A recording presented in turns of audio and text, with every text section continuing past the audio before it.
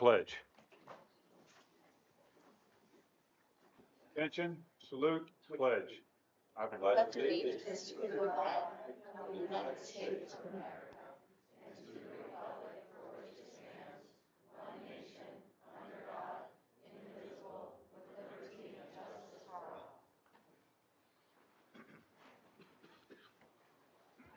Thank you, Mrs. Allman. Would you please call the roll? Mr. Conley? Here. Mr. Emick? Here. Mr. Hogan? Here. Mr. Kindig? Here. Mr. McKinney? Present. Mrs. Meese? Here. Mrs. Miller? Here.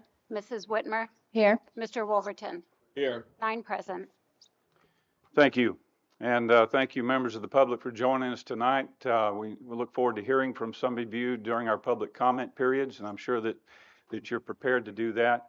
We'll be, during our public comment time period, there will be 2 opportunities for you to speak. The first one will be for 3 minutes. The second will be for 2 minutes. That should give you ample time to be able to get your points across. Our first agenda item is agenda item 2.01, Collaborative Classroom, a presentation by Dr. Houck and North Salem Elementary School.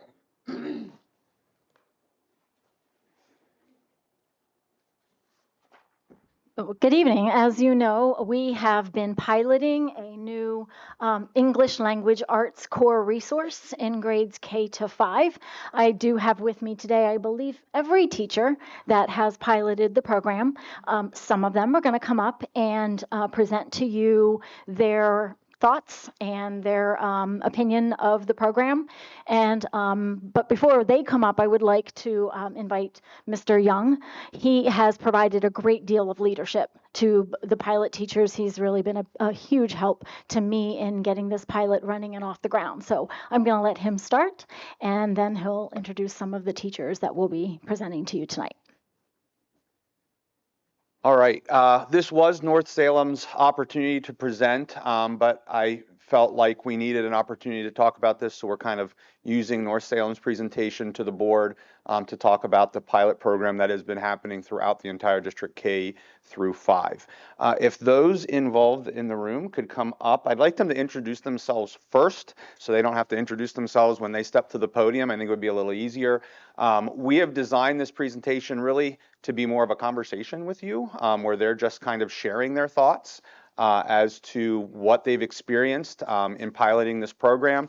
After they introduce themselves, I will just kind of kick it off with just a few kind of bullet points, information for you, especially new board members. We've talked about this in the past at board meetings, but really haven't brought this up with new board members. So kind of give you just a very, very quick overview of kind of where we've come and how we've gotten to this point. But I will let the staff that is here introduce themselves with their name, the position that they're in, and the building that they work in. We do have a collection of all grade levels and all buildings throughout the district.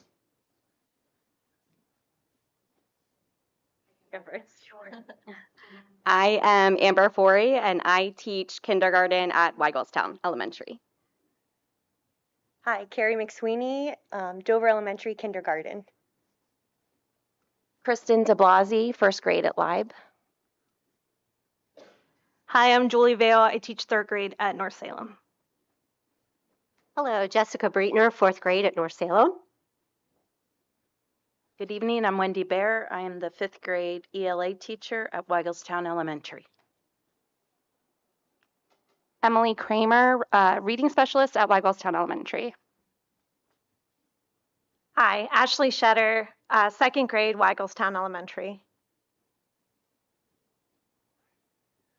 All right, I want to start first by recognizing those folks. They have been doing what we term a pilot, which means they have a brand new resource that they've never taught before and have to figure it out, basically. It takes a lot of energy. It takes some bravery. There's some fear to do that when you're kind of on an island with each other, but you're doing something that is brand new for the district. So I cannot thank them enough for stepping up and doing this for the district. And they have been absolutely remarkable to work with. We're very, very fortunate to have staff like these folks here working for us. All right, so everyone, we have a clicker. I'm going to hit and we hit the right arrow to go forward. Okay, so all right, very important. So the selection process, you can see up here, I don't want to spend much time. We're trying to squeeze a lot of information into about a 20-minute presentation. Every one of these folks have far more than 20 minutes that they can share with you, but we want to keep this as concise as possible.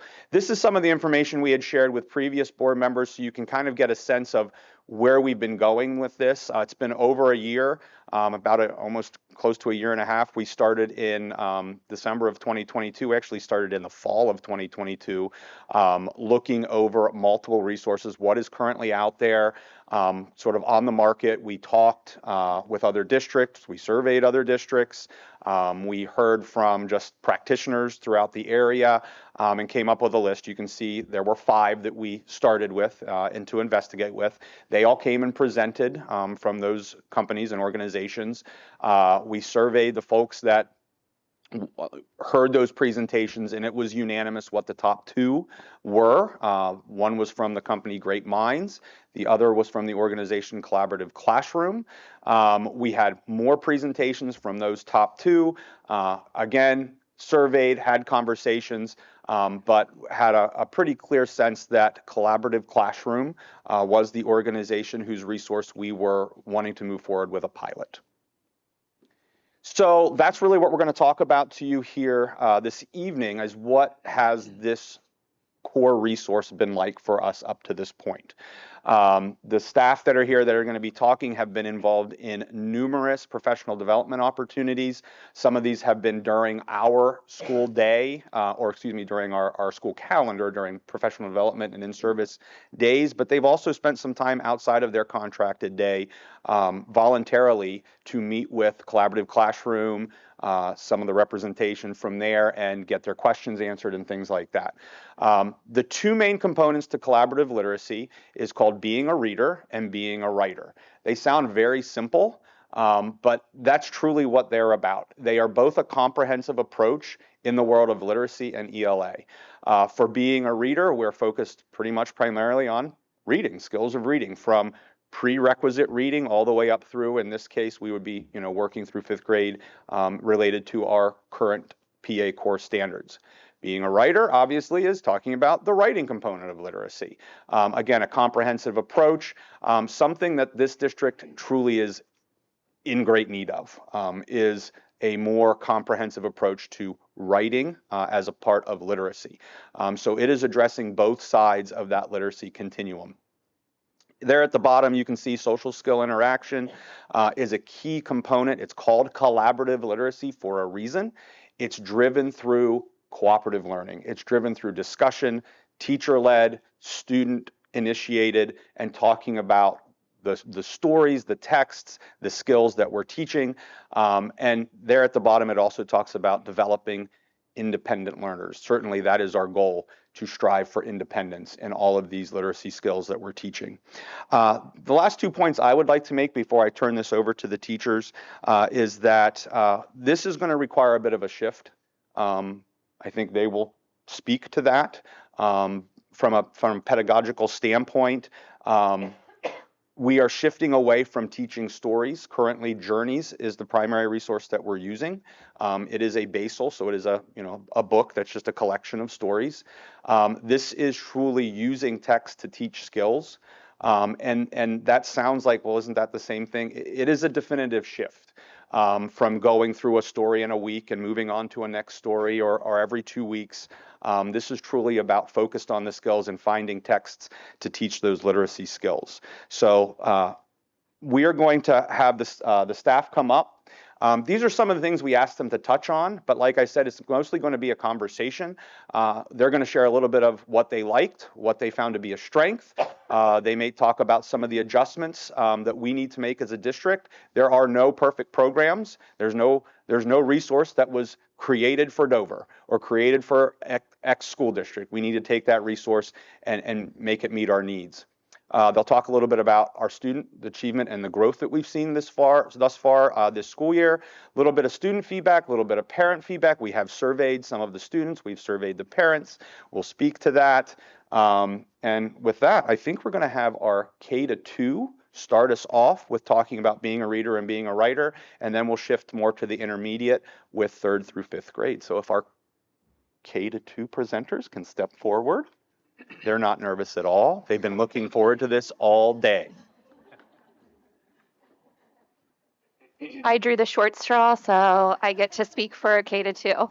I'm going to start with our whole group being a reader. As the reading specialist at Weigelstown, I had a great opportunity to work very closely with our 2nd grade teacher, Ashley Shetter, in her classroom and help facilitate kind of the shift in the change that Mr. Young spoke about.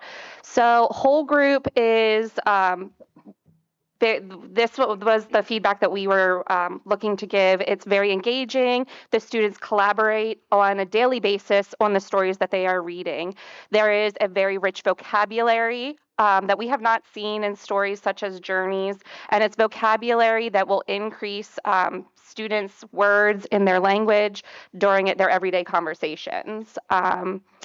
The other big part is the IDR time. IDR stands for Independent Daily Reading, and it is differentiated because kids essentially are picking books that they're interested in.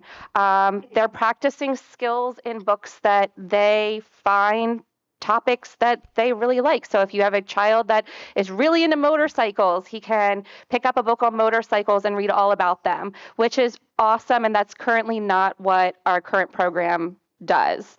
So that's a big shift in this as well. Students are thinking more about deeper level reading. We know with PSSAs, by the time they get to 3rd, 4th, and 5th grade, they're really asked very difficult questions on their reading assessments.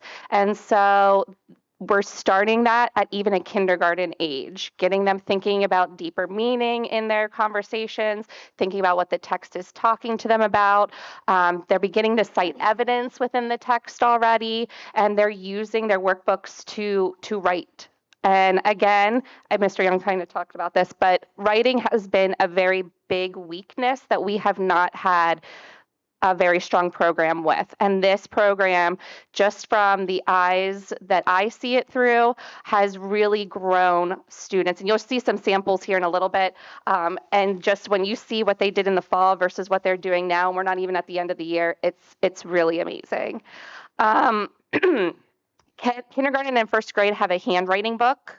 So that was something new that our current program does not have as well. And then we've been seeing a lot of just students are really excited to read. When they come to my room, they're like, Mrs. Kramer, I read a book about, and they'll like launch into this big discussion about something that they read in a book. And I can honestly say, those were not things that the kids would come to me and talk about when they would come to small group with me. So just seeing that excitement is really meaningful. This is the part of the program that I worked the most closely with. It's small group. It is differentiated based on student level and need. And what the classroom teachers do is they give a pre-assessment, and based on that pre-assessment, they have the students placed in a phonics level. I know we're often familiar with reading levels. With the way that the state is currently moving with the science of reading, it's now at K-2 more of a focus on phonics. So they're placed in a phonics level. They are given skills, and they're taught skills explicitly and systematically in that phonics level, and then they're given decodable readers that specifically focus on that phonics level. And then they have mastery tests. So the teachers aren't just guessing like, hey, did the kids get this? They are giving probably every 4 weeks a mastery test to see whether or not the students are understanding, and then they're moving on to the next level. So every time I've given a mastery test, I've always had students master the phonics skill that we have currently taught. So I think that says a lot about the program. I've never had a student that I've seen not master that small group phonics skill. There are sets 1 to 12, which is where they place in.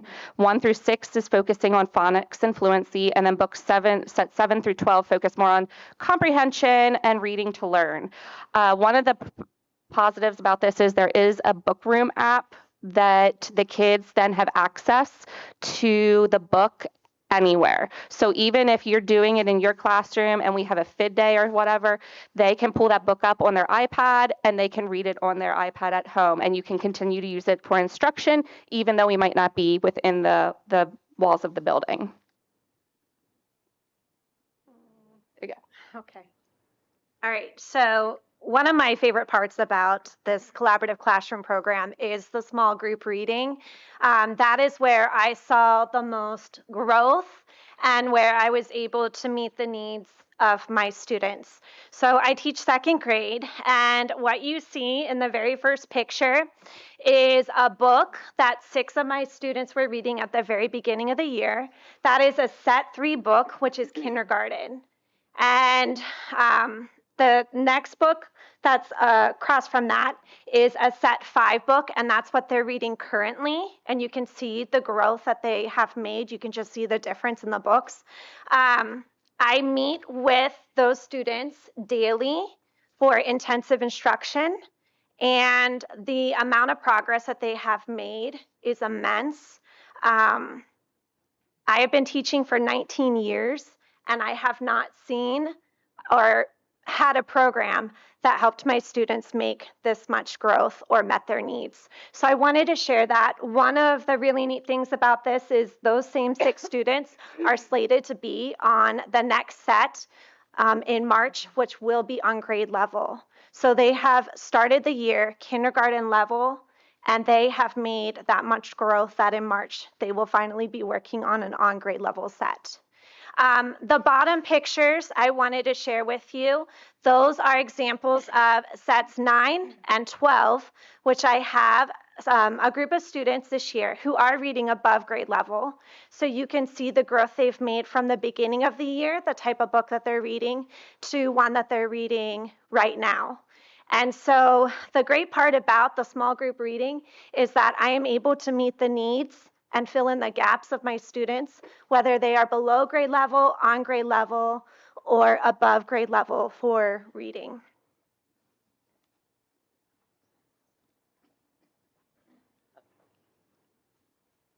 So as Ashley touched on the small group reading component of it, this is going to be more the whole group component of it.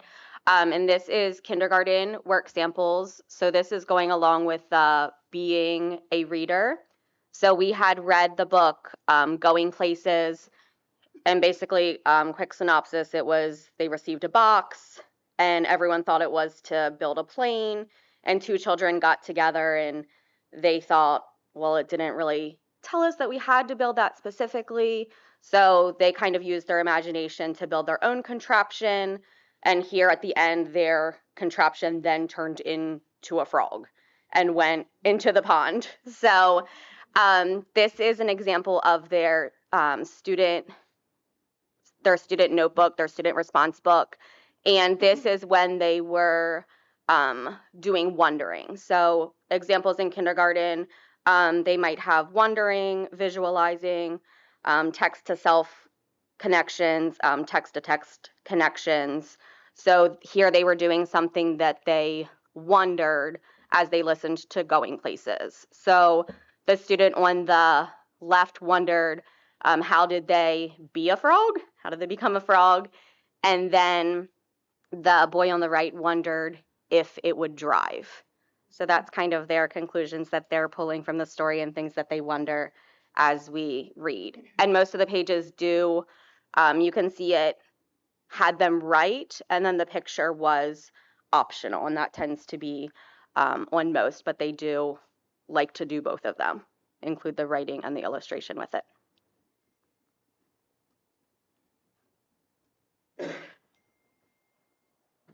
And excuse me, these are our 3 reading response first grade samples from the student response journal.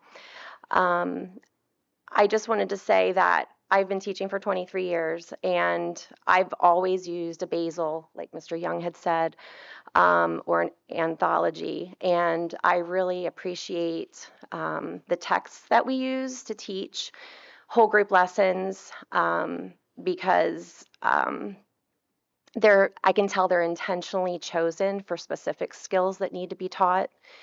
For example, we were using sensory details. We were talking about our 5 senses. The first reading response was using our senses to describe things in the, I can't see the book, but the one story that we were reading. And then they were choosing things that they could find in the classroom and writing about those and using their senses to describe how things looked, how things felt, even how things smelled. And then in the middle, there's a response from a student using her IDR book, and that is also in the student response book. And as I was saying, I really appreciate being able to use their IDR books. It is a huge shift, but as I've been teaching for a while, the anthology was used, and we have such a wide variety, just a wide span of learning skills, and we have students who are that have a lot of needs, and there are a lot of students that we need to challenge. But by using the IDR books, we can reach every student and reach their individual needs that they need for learning how to read. And then the last one is using the beginning, middle, and ending of a story to retell. So as I'm teaching a whole group lesson using the mentor text, what they would do is say, I'm teaching the beginning, middle, and ending of a story and using the mentor text, and then they would go after the lesson's over for 10, 15 minutes, and they would sit and read their books for IDR time, their individualized books. And then they would do their own individual writing about their book that they read in their student response journal. So it is very individualized. It's very differentiated, which is what they need. So those are some examples of that. Oh, being a writer. Do you want me to do that? Okay, so then the second component was being a writer, and in K through 2. These are some positive things that we found with being a writer, and across the board, we all loved the program Being a Writer. Our lessons are based on books. Collaboration is a big part of the writing process. They're always talking. We're also teaching them how to collaborate with each other and being positive with what each other has to say and being polite about and being respectful. We love having a program to help guide our lessons. As like we've said before, it's been a challenge finding a writing program that we really liked, and this is a very positive, very great writing program. We are seeing a lot more growth in writing than in the past. And students absolutely love writing time. They get really excited, even on their own time. They're very excited to write during their free time or even during independent time. And we're using the variety of writing. We have a narrative, we have informational pieces, we're writing opinion pieces, and also making class books. So those are some of the things that we're doing with writing. And then here are some kindergarten writing samples. So here are kindergarten writing samples. These are from various levels of students. And the biggest point I want to make with the kindergarten writing is most of you can actually probably read this. So that is a big perk. We use a lot of heart words. You can see the heart words in there. We do beginning sounds. You can see spacing, punctuation, capitalization. We go through everything. And I really like the writing program because we have 3 formal days of lessons, and then we have 2 days of free write. And so you can walk into a classroom and you can say, oh, what are you doing today? And they're like, we're free writing. And they just go to town. And this is what you get for kindergarten.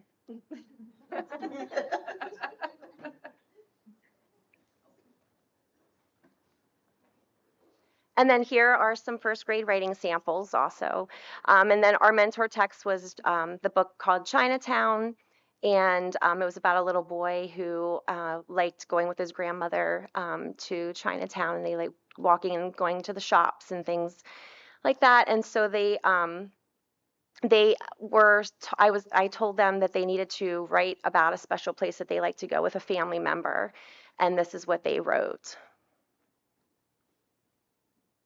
And we're concentrating on capital letters, punctuation, spaces.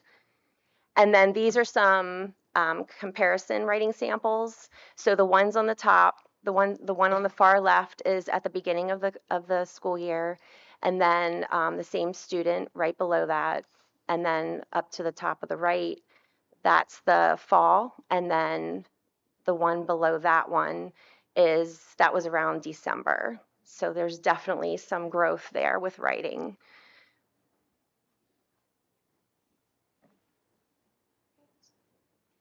One of my students mentioned that her favorite thing about our ELA program is the writing, and she loves the books that we read that tie in with the writing. The examples that you see up there, the smaller pictures, those are that's what the kids wrote in September. And then the larger ones, that's actually writing from last week. So you can see the growth that they have made, and those are the same 3 students. If you are ever in Wagglestown, I would invite you to come in and look at their journals. It is amazing the growth that they have made in our writing. Okay. So, student feedback. What our kids are saying. So we have some of them are saying, I like reading this year and trying to predict how the story will end. Another student said, I love reading now. I am a better reader than ever before. This year when I read, I feel like I'm in the story. My favorite one is this one. I can feel like I see a movie in my head when I am reading. And I have been trying to get our kids to do that for the 19 years I've been teaching. So it's amazing that a second grader is already doing that. Another student said, I like when we read stories. I like when my teacher reads to us and when we have to make our own story that goes with the book. Another one said, I can read faster now. My homework is easier since I can read better. One of my second graders said, when I write, I can make more stories and write more. I can even write a chapter book. And we have students this year on their own time that are writing books, and they're writing their own little chapters, and they're bringing them into school. So they're doing it on their own time, and they want to read it out loud. And I have never seen that before teaching. Another student said, I like the book Flower Garden because the colors are neat. I like reading now because I can learn as I read. And that's a big shift going from second grade to third grade. You know, kindergarten, first and second grade, they're learning how to read. And then third grade on up, they're reading to learn information. And already I have so many kids in second grade who are now enjoying reading just to learn something. Another student said, I like the Bookroom app because I found the word put. I can read all the sentences on my homework now. I don't need help reading. And the last one that I'd like to share with you is I feel comfortable reading now.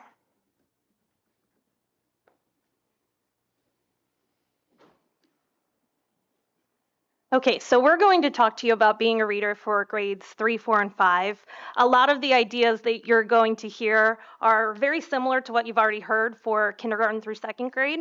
But we're going to start off by talking about the stories that students are reading and hearing the teachers read. So one thing we really valued about these stories are that they're complex stories. They have multiple themes, they've got rich vocabulary, they're layered texts. So that's different than what we've had before, because we've really had stories in our anthology that were very simplistic, and they were easy to predict for students.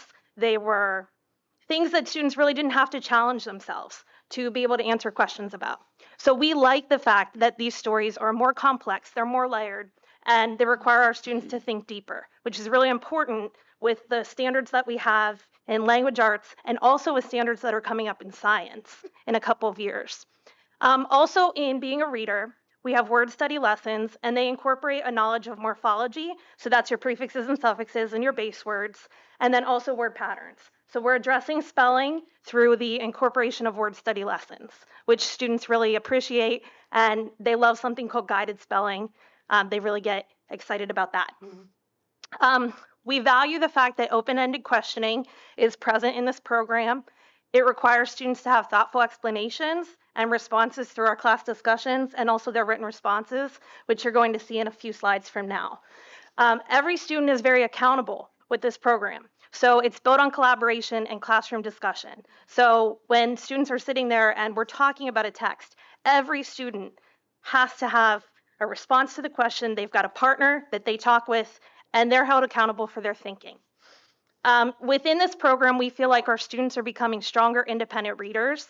They're utilizing these skills. You've already heard about visualization, but we have a reading strategies poster. It's actually an anchor chart that we built together throughout these lessons. And on the anchor chart, we have questioning, connecting to text, and connecting to self, and making inferences. And I can say I've been teaching for 14 years. In my 14 years, I have more students this year who are coming to me saying, I made a connection with this TV show that I saw over the weekend, and here's how I found the theme in that TV show. And you never hear kids talking like that. So the fact that kids are saying what they've visualized, the fact that kids are making connections between what we're doing in the classroom and outside in their own lives is really exciting. Students are definitely developing a love of reading and writing. You've heard about how students are going above and beyond outside of the classroom. They're writing stories, they're reading texts that they normally would not have read. We see kids bringing books in from home. They're going to the library. They're seeking out authors that we're talking about in class because of the books that we're reading. They're engaging and they're authentic, and the kids really are connecting to them. The last thing I wanted to highlight here, again, students are collaborating and communicating every single day in effective and meaningful ways. So it's not just that we're turning and talking to our partner about the answer. We're turning and talking to our partner about what we heard, why we think that's correct, what our evidence is, and how we can connect that with what we're experiencing in our lives. So it's really exciting for our students.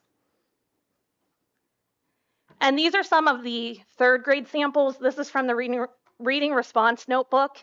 The first one you're going to see is a text to self connection. So that's part of our whole group reading lesson. Students have to go into their student response notebook and they write a response to what we have talked about, what we've read.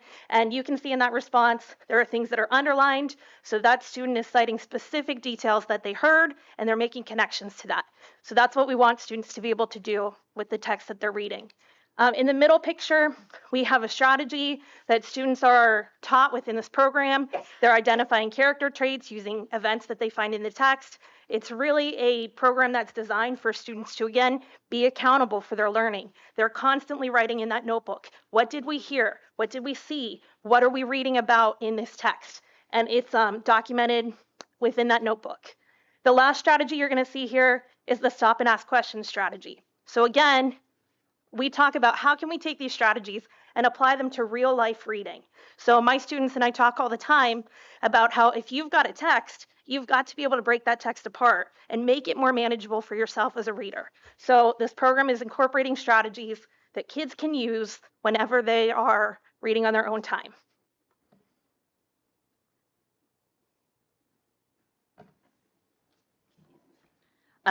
So being a writer has given our students something that they haven't had in their writing, and that's voice, style, and creativity. The expectation of our standards, the PSSAs, and the ever-changing skill sets for the workforce demands that our students become better writers. As you heard, we really haven't had a strong writing program. I'm not going to tell you how many years I've been teaching. Being a writer provides our students with the chance to write daily and for a variety of purposes. Through the use of the mentor texts, which have been mentioned, they model effective writing so students know what they're looking at and what they're looking for. The quick writes that we do, they're 10-minute quick writes that gets kind of like think of a brain dump. And then they sit and they talk with their peers, they share it, and the kids ask each other questions, tell them more, want to know more. Just as they're discovering that there are certain genres of text that they like to read, they're also discovering that there is a style of writing that appeals to them and helps them express their thoughts and ideas. Just as everyone else has said, I've been really lucky and blessed to see that the students are enjoying reading and writing. Again, something we have not seen in the last several years. What you're looking at are fifth grade samples of Grade. Oh, wait. Okay. We did switch it. Okay. There it is. There it is. Okay, sorry. What I wanted to point out here is these are fifth grade sample of their free writing.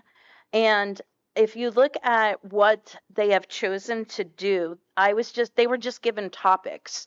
And they chose to either write poetry, they infused figurative language. They decided that they would become very descriptive. It was their choice. In the past, I've had to encourage kids, let's put in 3 pieces of figurative language. Let's see if we can be more descriptive. And I don't have to do that. This program encourages students to do it on their own. I surveyed my 2 fifth grade classes because they've been through Journeys several years. 100% of my students chose Collaborative Classroom over Journeys. 78% cited that their favorite part of being a reader was being able to read whole books and have discussions with their peers. 76% cited that their favorite part of being a writer was being able to write freely about so many different topics and then share it with their peers. It's our responsibility as educators to not only teach our children how to read and write, but to also open the doors that empower them to explore, discover, and be active participants in their own learning. Collaborative Classroom gives us the tools to do that for our students. And I'll just talk about the writing samples that you see for third grade. So these are 3 examples of different writing lessons that the third graders learned about. The first one is identifying a point of view. So within being a writer, we talked about how you can write from an object's perspective. And so the students were really excited about that. This person chose to write about the perspective of a cookie, and they pretended they were a cookie, and they wrote a story from the point of view of that cookie. So you can see a quote that I pulled out from their writing. The second example is from a lesson that we did about making inferences. And this one really excites me because it's a story called Cat on the Loose. So you can imagine the cat has gone missing. At the end of the story, the student who wrote that quote again after a few months. She was never gone again until she disappeared. Uh-oh, not again. So it's the premise of being able to make an inference as a reader, which is a really sophisticated writing skill. And I think we've emphasized that we're seeing higher levels of writing and reading from our students because of these lessons. The last example shows that we're also teaching students about informational text and how you can organize informational text as a writer. We've talked about writing chapter books. So we have students who are writing books with multiple chapters, using main ideas to organize their writing. Again, a higher level of writing than what we've experienced in the past. So I just threw on a few 4th grade examples as well. We just got done doing a personal narrative where they had to do the whole rough draft. They went through the whole process and they ended up typing their final copies. They got really excited because you did hear somebody else say about making our own classroom books. They're excited because not only are they the writers, but they also are illustrators. They get to revise and edit their pieces with me. We get to do one-on-one conferences where we can go over all of these things, and then we end up publishing a classroom book. So they get excited because then they get to be the author of the day and they get to read their stories to the whole classroom. So I did just want to put a couple of those pieces in there as well. With the being a writer and being a reader, any lesson that we have, any skill that we're learning as a whole group, always goes back on the student as well. So when they're independently working, that is a skill that they're then going to have to prove that they understand by doing it either in their own writing or with their story that they're reading. So I wanted to talk mostly about individualized daily reading. So this is our IDR. This is just a time that happens during our being a reader. It is something that we build on over the course of the year, where we build up their stamina so that they're able to read for longer periods of time. Again, during IDR, it's not just sitting and reading. They're applying skills that they've learned while they're reading. So I have a couple students here you can see in the pictures. I actually have to give a 5-minute warning. Hey, we have 5 minutes left. You need to get your writing done. They love the reading piece so much. Matter of fact, when I say, okay, it's IDR, they'll ask, is it IDR today? And when I say, okay, it's time for IDR, they cheer. They cheer to read. I have never had kids cheer when I say, okay, we're going to sit and read for 20, 25 minutes. They love it. The bottom right-hand picture is a picture of a bookshelf that I have in my classroom, and we call them the book bins. So each group of students is assigned to a book bin. So there are books that are appropriate for their reading level, but there are also multiple different genres, different authors, kids that or stories and authors that they probably wouldn't necessarily choose on their own. So they have flexibility and they have some independence when it comes to picking their books from the book bin, but I can also kind of hone in on those kids that I know they need to be reading certain types of books. Like they said in the past, the kids are going to the librarian, they're asking for certain authors, they're asking about these genres that we're learning about in class, and they're more excited to go to library and check out these books. I mean, they're coming out with their books, you know, in their hands, and they ask all the time, are we checking in? Are we checking out books this time? And it's just a love for reading that I really haven't seen in quite a long time with the kiddos. So this is IDR time. So Mrs. Bear talked about this a little bit, but we all surveyed our students in grades 3, 4, and 5 just to get their feedback about the program and what they enjoyed. So these are some quotes. Overwhelmingly, between the three of us, we had a very positive response to this program. I know personally in my classroom, I had 0 negative comments about this program. Everything that the students wrote in their survey was extremely positive. Some of these quotes, I'll read some of them to you. So this one really touched my heart. This student said, I feel good inside when I read. I feel like I'm meant to read. And that one really touched me. Also, you can read through these different quotes, but we have children saying they're happy that their reading has improved. They're noticing a difference with their reading and their writing. They enjoy the aspect of collaborating. They love to be able to read what they've written with their peers and talk about it. And they also are enjoying the books that we're reading together. So our students have an overwhelmingly positive response to this program.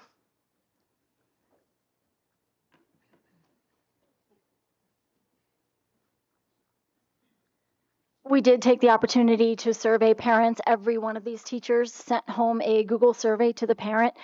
We got 18 responses back. In your in board docs, I gave you the entire response, so you got to see all of them. I did not filter any of them. They are all there, and as you will see, they are overwhelmingly positive. The only one that I want to point out and read to you is that Mrs. Bear rocks. And I would argue that the rest of them do too. So that document is there for you to read so that you can see the feedback that we got from parents. So talking now a little bit about the costs of the program. There are 2 components that are available for purchase. The core program is the instructional material. That includes the teacher manuals, the workbooks, all of the resources that the teacher would use to teach. There is also a reading library that could be purchased, and that is basically a box of books that teachers can use in their classroom libraries. We found that we can't control the titles that are in those books, that are in those boxes. There were some books that we didn't particularly like. It costs about $700 or $800 per teacher. It's not needed to teach the program, so we are not asking to purchase the reading library. So that will not be an expense that is added on. We will, if there is a new teacher who doesn't have a lot of books in their classroom library, then we'll work with them to build up their classroom library collection. So we're only looking at the core program. We're not planning on purchasing the IDR library. So here is a breakdown of the costs of the program. The quantity is the number of teachers that we have, and this is what it costs for each of the grades. There's, of course, the reading component and the writing component, so you see that, for the total being $243,350. Now, that is for, well, before I say that, this is also a breakdown of everything that is included in each of those grade level packages. So you can take a look at that as well and see how we get the $243,000. So the way that this works is the $243,000 buys all of the materials. It's one big upfront cost. That includes a digital component, so that all of the digital resources, that is for 7 years. So we will have that digital component for 7 years. We have the materials for as long as we have them. The only other expense is that we have to buy the consumables every year, the workbooks, because the kids write in them. So that's going to be $35,000 every year that we choose to use the program. We are not committed to 7 years because we bought the stuff, right? So if after year 4 or 5, we decide we want to switch to something else, we don't lose anything. It's just that the digital component is for 7 years. So we could keep it for 10 if we wanted to, and then just repurchase the digital component. To do a little cost comparison, these are the 3 programs that we were interested in. We did look at 2 others that we just simply were not interested in. And you can see the breakdown of the costs, that we were fortunate that the one that we really liked was actually the cheapest one. And so that's what it would cost us to purchase the other 2 that we looked at. So the timeline for approval is that we're doing this presentation today. I have the books in the back room. You have a whole month to ask any questions that you want. You can look at them. I know Director Miller has looked at them. We're also going to have them available for parents to look at for 30 days. So we'll put that on our website. They can make an appointment and come and browse through all of those. You have the March 20th date to, again, pose any questions that you have. And I'm going to be asking for the board to approve on March 19th. And the reason for that is we want to be able to get these materials in the teachers' hands before the end of the school year to do some professional development, and so they have it over the summer to look through it. The only other thing that I wanted to alert you to is that the teachers were very, very cognizant of the books and the content of those books. I did mention that there were a number of books from that box that we didn't like, so we're not purchasing that. I did want to alert the board because I know that you had asked me to be cognizant of this, that there were 2 books. We want to be very careful that we are putting our own personal opinions aside and that we are not presenting students with topics that we believe parents may have differences of opinions on. And these particular books are used as a shared reading, which means we read them out loud, and we're supposed to have a conversation about them.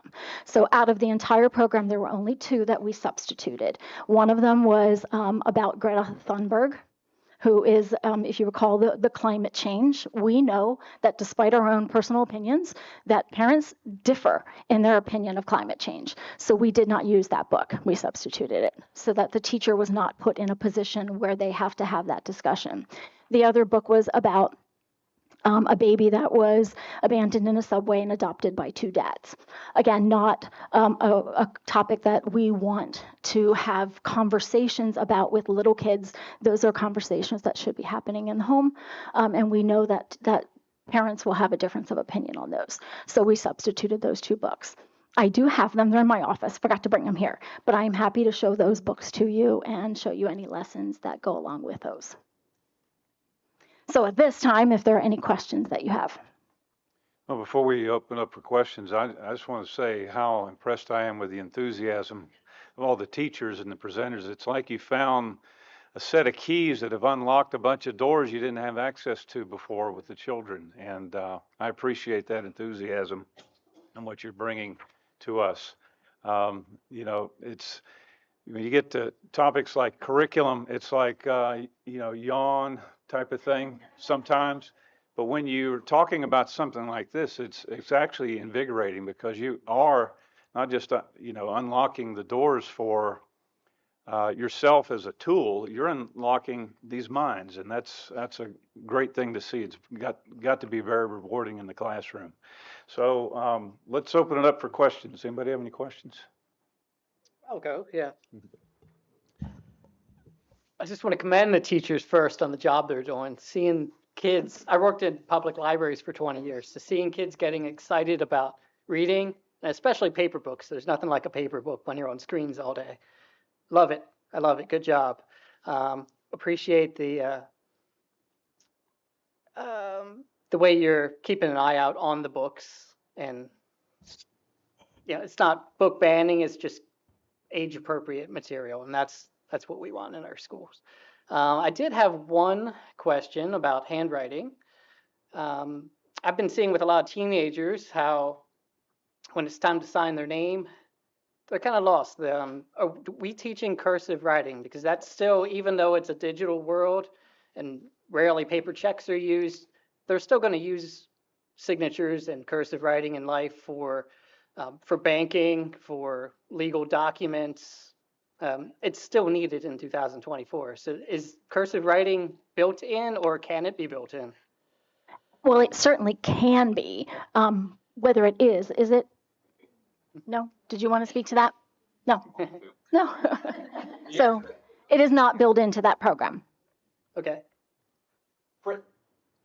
So you saw K1, I'm sorry. Go ahead. You saw K1. Yeah. I appreciate that you appreciate our passion, so thank you. And they are fantastic. K1 printing is, when you're teaching letter sound correspondence, you're teaching the grapheme, so that is a component. On the print side, the cursive handwriting is not in this. It would need to be standalone. There's a couple standalone programs, but it's not built into this resource. Yeah. Yeah, my kids went through the Journeys program, so this right here, I can clearly see it's superior, and the teachers are for sure. excited, the kids are excited, so I think it's the program we want. Other questions?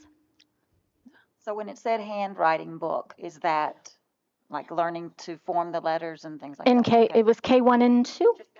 K1. So yes, it's just print at that point.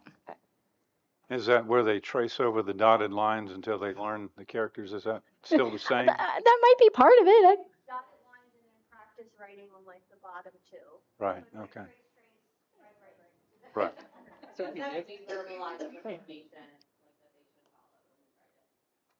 There's specific verbalization that goes. Okay.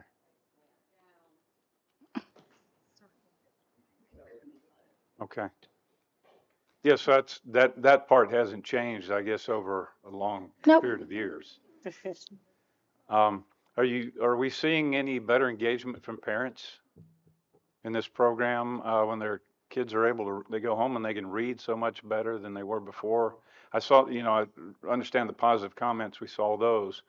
But are they helping their children do homework or practice at home or anything like that? Or is that even necessary?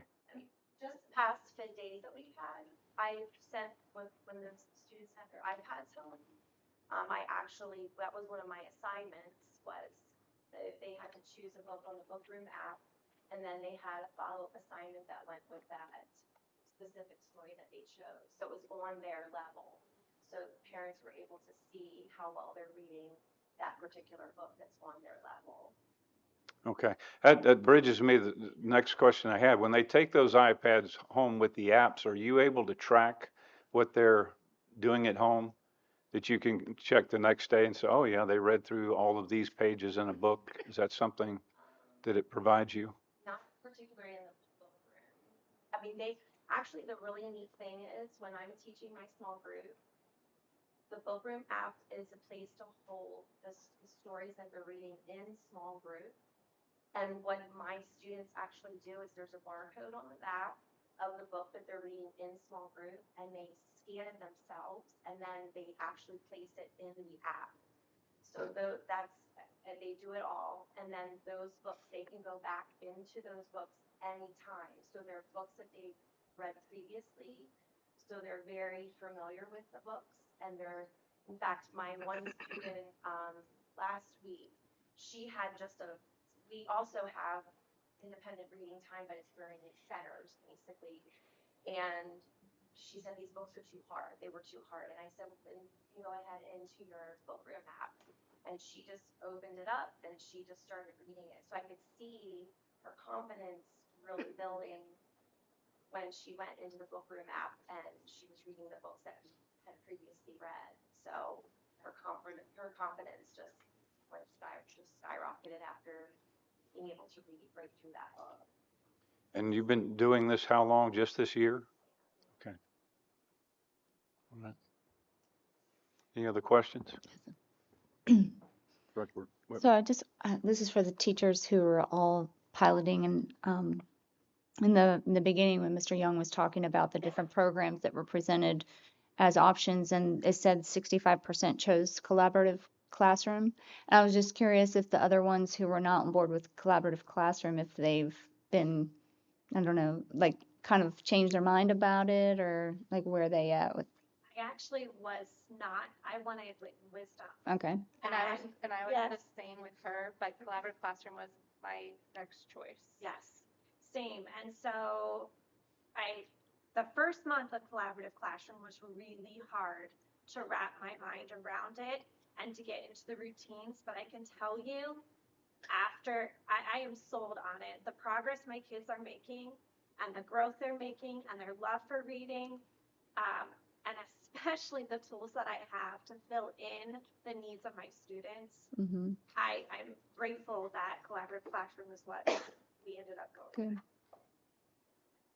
And I will say, like, as a reading specialist, one of the things I really like is that as a classroom teacher, sometimes you don't always understand the nitty gritty of the phonics and like where to start kids and what level they're supposed to be on. This has a tool with it that the classroom teacher literally gives the assessment and it literally says, hey, start this kid with this set on this phonics skill, and then you want to keep progressing through it. It is kind of like, it takes all the guesswork out of it. It's very direct, it's very explicit, it's very systematic. Once they start a routine with the first set, that routine carries through up until they get halfway through the sets, and then it kind of shifts to more of a comprehension. But this program, I've seen Wit and Wisdom done. My husband's district is currently piloting Wit and Wisdom, so I see and hear a lot of what his teachers say, and I just feel like from hearing that side and seeing this directly that I'm glad that this was the one that was chosen. And the assessment comment leads me into my next question. I was just reading through the parent comments, and that was one of the comments, and maybe not everybody feels that way. So I was curious. Yeah. Are the teachers feeling like there's enough assessment? That is something we're going to have to work on for sure. Gotcha. That the assessment is different. It's not necessarily the kind of assessment you can attach a grade to. So we actually already, pending board approval, we are going to set up a time even this year for the pilot teachers to meet to start looking at assessments. We can always create our own. Yeah, so that is something that was a little different. I think it's strong on the assessment side for teachers, but not so much for parents. That's not stuff that you can give a grade to so much, so we're going to work on that. Yep. Thank you. How do you keep this enthusiasm that I'm seeing here? How can we share that with parents? Like, do you have a plan for how this program is going to be sold? Well, we can, my initial thought is to do something at back to school night, since it will be everybody. That seems to be the most logical time and place to do that. That's very early in the year. Parents tend to come to that anyway. So we kind of have them as a captive audience, and that would be the place where we would want to springboard this. I just want to say thank you too. Makes me miss teaching, so thank you. Anything else? I am going to allow the teachers to leave. They have little ones waiting for them tomorrow and probably papers to grade and those types of things. You are welcome to stay, but please feel free to go so you can be fresh and ready for tomorrow. Excellent. Thank you very much. Thank you, teacher. Thank you, that 20 minutes. Was just a smidge longer. There's a lot of passion there, so it's okay. All right, this opens up our first period of public comment. The board uses the public comment period as an opportunity to listen but not to debate issues or enter into public question and answer sessions with the speaker. Public comment must be germane to school district business and the board values civil, respectful statements and clear and concise communications that help to inform its deliberations. So for each speaker, we'll be open for 3 minutes each for a 30-minute period.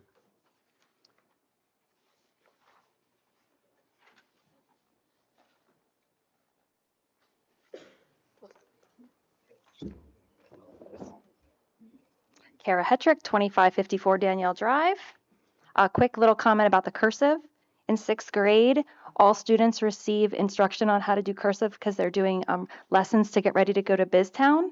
So we do teach all our 6th graders how to sign their name cursive in 6th grade. That's good to hear. Yes, just to let you know that. Okay, transparency was a word that was used often during the school board elections, and it's been mentioned during these meetings, but we've still not been told specifically why the board wants to consult with the ILC. What district policies are you requesting advice on?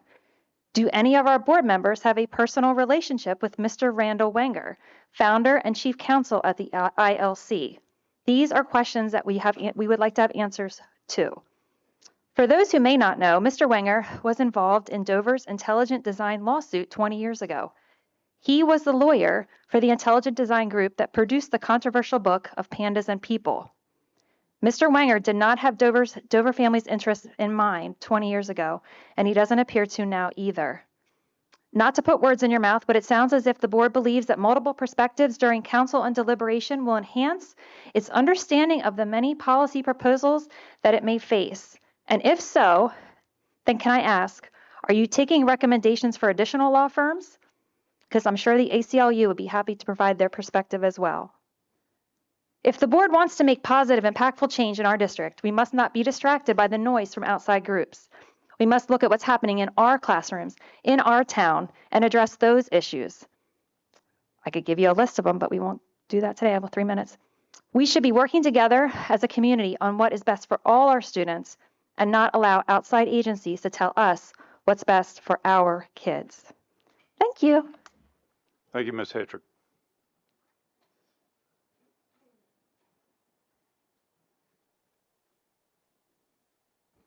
My name is Terry Marlowe. I reside at 2975 Solar Drive. I'm also a teacher in the district for 19 years. Good evening. I'm coming to speak tonight as a teacher in the district for 19 years, a parent of a student in the district who is currently at the high school, as a community member. As a teacher, I am fearful coming to speak here tonight and have about repercussions that could happen to me. However, I also think it's important to do so since I have decided to make Dover my home, and I truly do love the district and our community.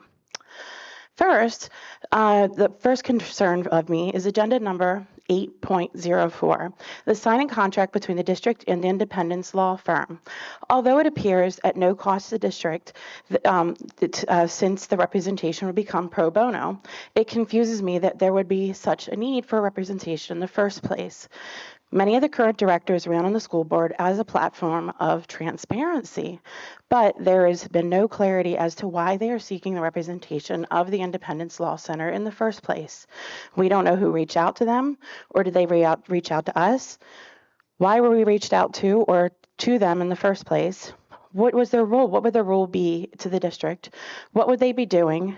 I suggested the board wait to vote on this agenda item until they can answer these questions in public and hear the public's reaction to this. Another concern that brought me here tonight is the potential of not hiring new teachers for teachers that are retiring. I know this is something that you have said you haven't looked at. However, for 19 years, I know that you guys look at everything. So, I understand that the presentation of the board was outlined suggestions that were not solicited by this current board. However, I am not naive that some of these options will be things that will be discussed and potentially due to balance the budget. I am strongly against the district not rehiring for teachers who will be retiring this year for several reasons. First, at least at the high school, we have cut our staff very thin. I think you guys have realized we run a very tight ship. We have cut budgets where we can almost every year. For at least the high school, again, we've cut our staff very short. Many of my classes have 28 to 30 students and of them 10 to 15 have IEPs or Chapter 15s. It is very challenging to address every student's needs when we have that many students in the room that have many different learning disabilities that need to be addressed. Furthermore, I am concerned about not rehiring teachers because of a parent of a high-achieving student. I have seen the other side of having too few teachers and classes offered to meet his needs. My son is a senior this year and has benefited from being able to take a variety of higher-level courses, allowing him to prepare for college in the real world. However, sometimes he's been unable to take a higher-level course because they were not offered, because only 10 to 15 students wanted to take those courses, and they were deemed unnecessary. I have 2 minutes later, I can come back. Thank you very much.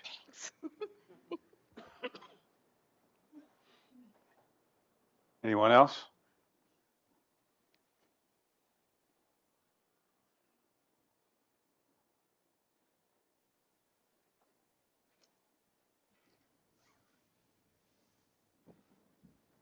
Charles Rawhauser, 3161 Admire Road, Dover. Different look tonight. Instead of being looked at, I can look at you. Basically, what I'm here on is about the SROs. Last week, they had an incident at Cedar Cliff East, shut the school down for a whole day because of guns. And I've been a long supporter of the SROs. Had a family member that was injured when he was in school. And I heard you are having budget problems, so what else is new in Dover? And I think that's something very serious to consider. You have about 4,000 people involved in the Dover School District, students, teachers, and everybody else. And I think it's very important with as unstable as the people are today, that's important. I know it's a very small item in the budget, but I feel it's very important. I've supported that all the years I've been on the board. We got our first one in about 11 years ago, and I think it's been very good because a couple years ago, a group come forward, put money up to help hire another SRO, and I know the people feel that it's very important. I know it's a financial crisis. I've seen that we're still fighting Northern. And if we had a better ruling from the judge, maybe we'd be in a lot better financial shape. That's all I have is try and keep that in mind. Safety is number one. And if the students and the teachers don't feel safe in school, it has an effect on their learning. Thank you. Thank you, Mr. Rawhauser. Thank you for your service on this board. What? Thank you for your service on this board.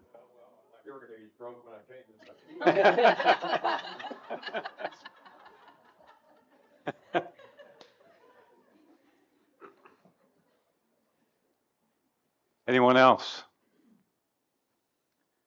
All right. We got one more. Go ahead. Hi, Michelle Dietz, 2855 Admire Springs Drive. I have a son who was a 2020, unfortunately, graduate during the pandemic. But fortunately, because of the classes he was able to take at the high school level with the AP classes and the English 101 and 102 in the high school level. He actually just graduated a semester early as magna cum laude from WVU. He was able to take advantage of all that Dover had to offer to help him not only excel in college, but also graduate early. In addition, I have a freshman. She was a student at Bible Baptist Christian up until end of 7th grade when she came to me and said that she wanted to be a football cheerleader for Dover. And I'm like, okay, well, that's fine because you won't make it because, you never cheered. And she made it. So here we are back in the district. That being said, this is the background that I'm telling you is directly related to my question. I heard that there's approximately a $4 million deficit in our budget. And I also heard that the consensus of the board is to not raise taxes.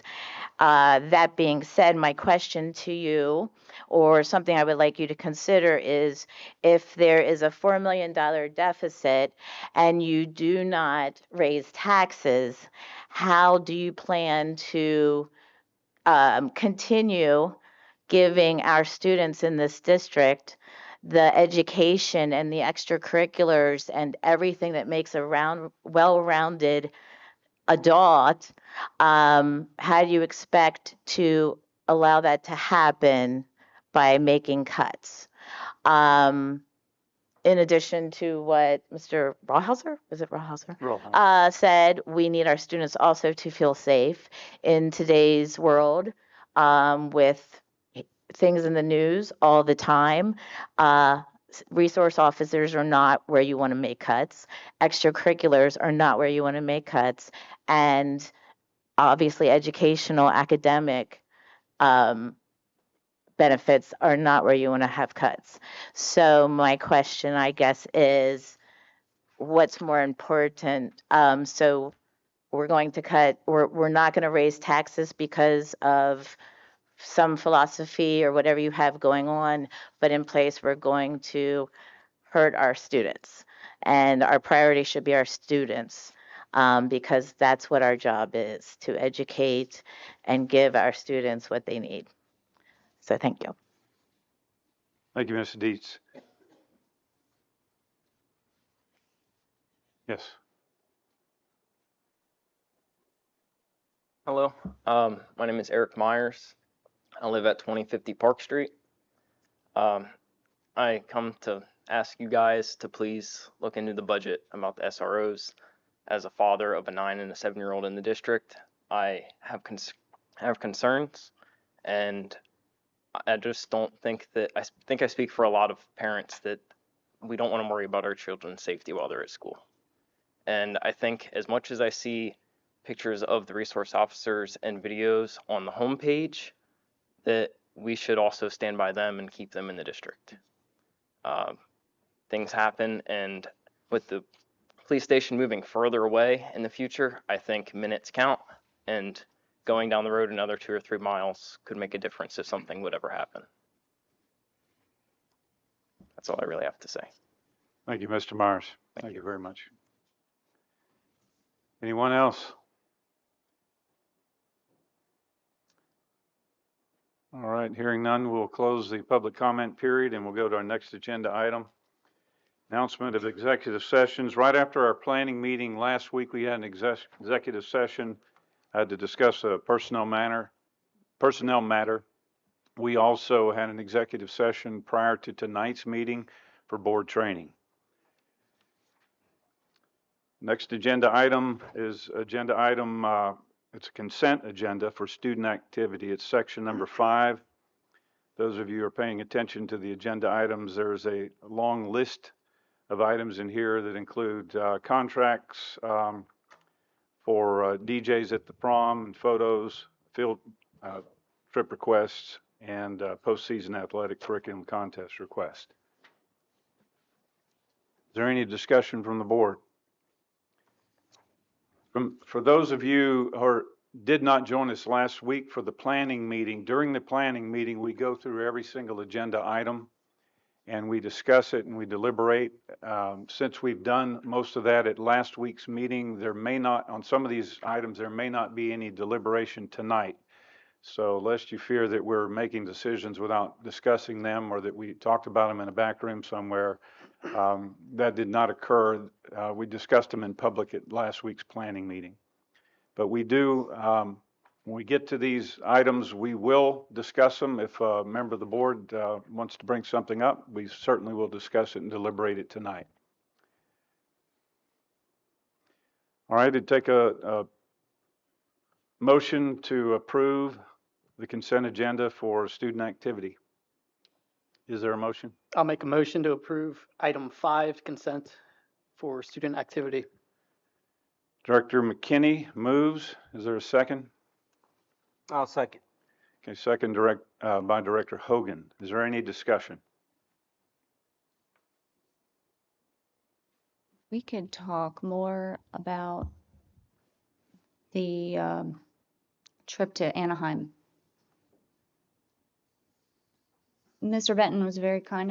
Mr. Benton, I don't know if you want to maybe take the podium. I might have a question. He was very kind to go back and forth with me with some questions on this. I was trying to get some clarity and wrap my head around it. But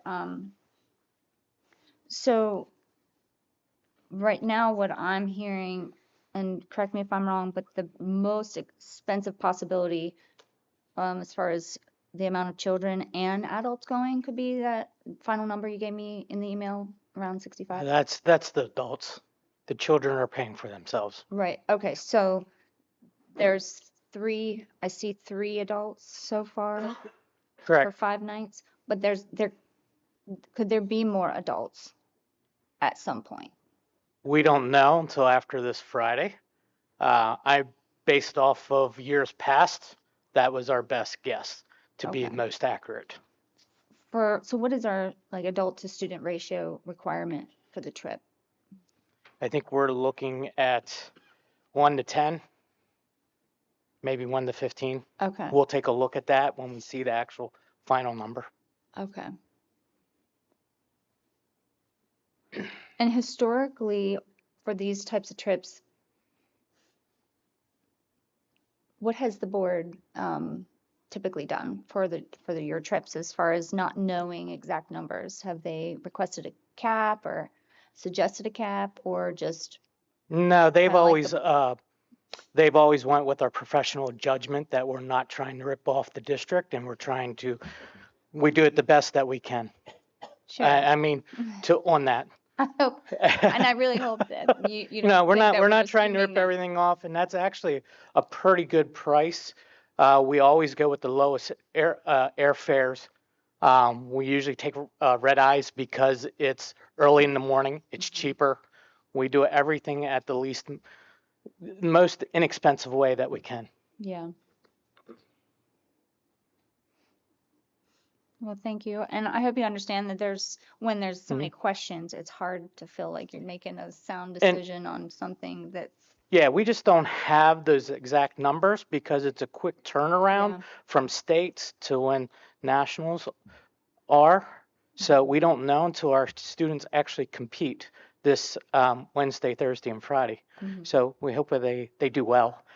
They're all excited. So do you know of other school districts in the area that are sending some students along to this? yes, most likely it'll be Northern and Eastern from here in the county. Okay. So- Is there a number of students pretty comparable to ours as far as how many go, or? It depends on the year and depends on how, because our students, this will be one of the largest state events for DECA. There's going to be 3,300 students Yeah. throughout the state. So it has grown by leaps and bounds over the past 10 years. So every year it's getting harder and harder because as you get more people competing to be in that top couple places to be able to go, gets harder. So every district's just here in York County. Eastern York just started a chapter 2 years ago, and they're doing well. So that's even more students that are going. Mhm. Thank you. I appreciate Okay. it. Thank you. All right. Thank you. Any other questions? Is this something that we could table until we get the numbers and vote at the next meeting, or is it too late for that? The trip is April 26th through May 1st.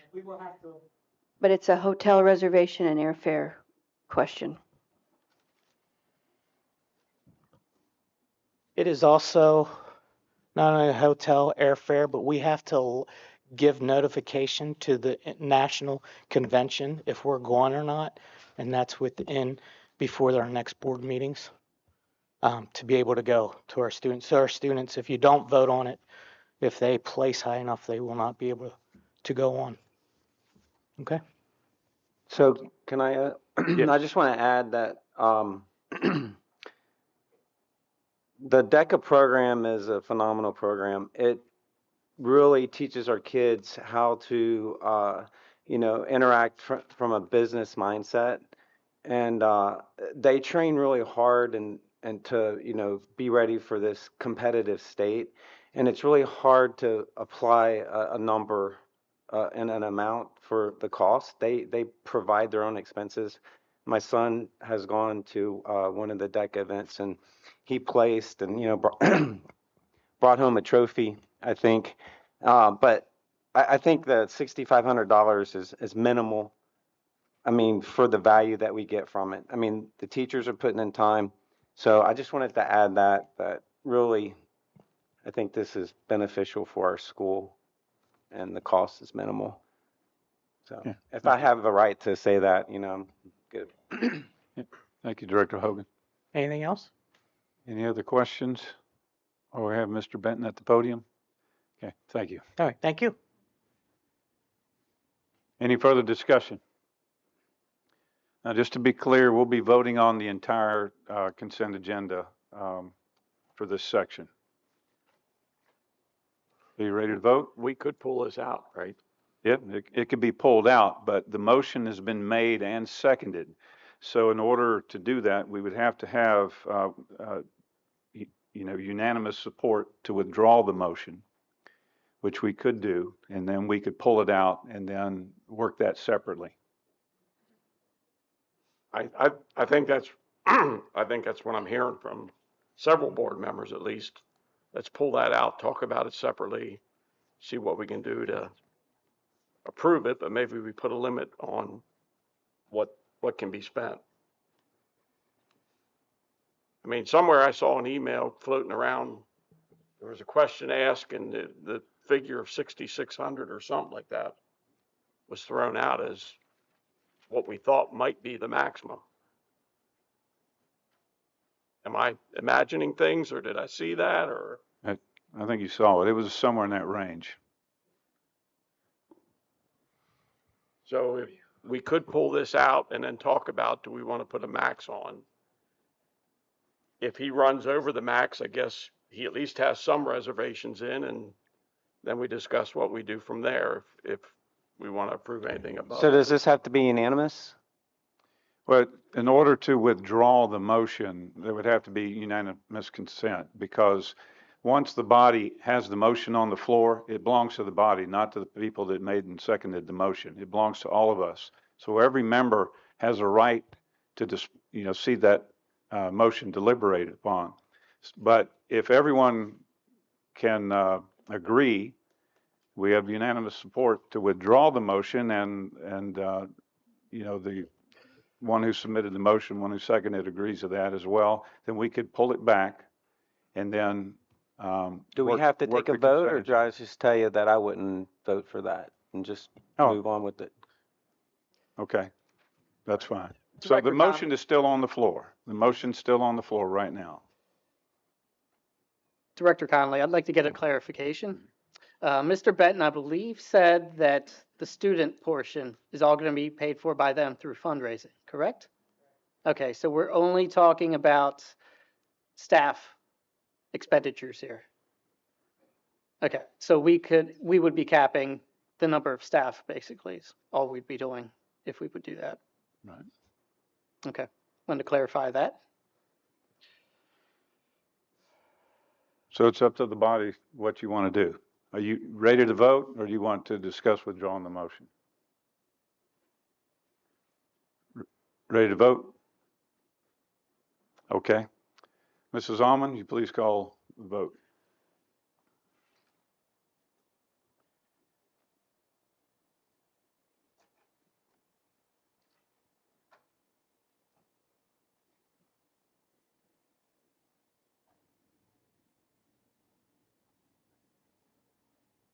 Nine yes.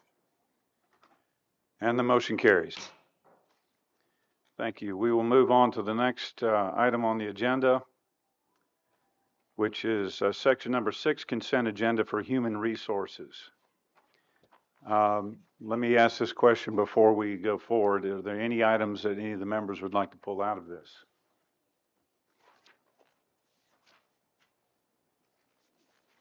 Okay. Is there any discussion before we accept the motion to approve?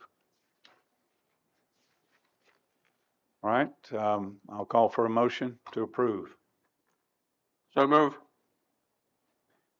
Moved by Director Emig. Is there a second? I'll second. Seconded by Director Kindig. Is there any discussion?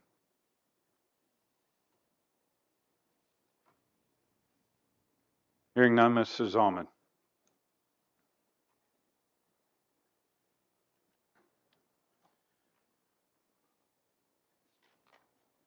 Please bring up the vote. Open. Okay, there it is.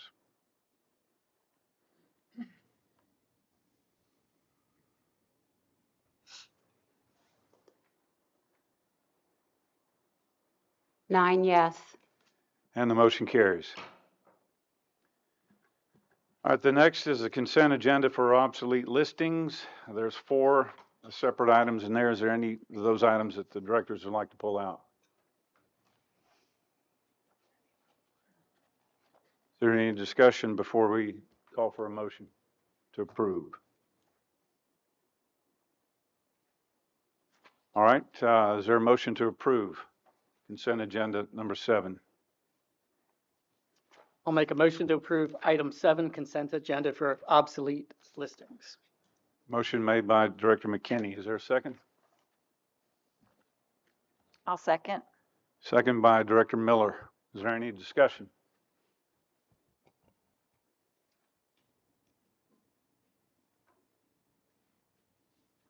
Hearing none, we'll go to a vote. Mrs. Almond.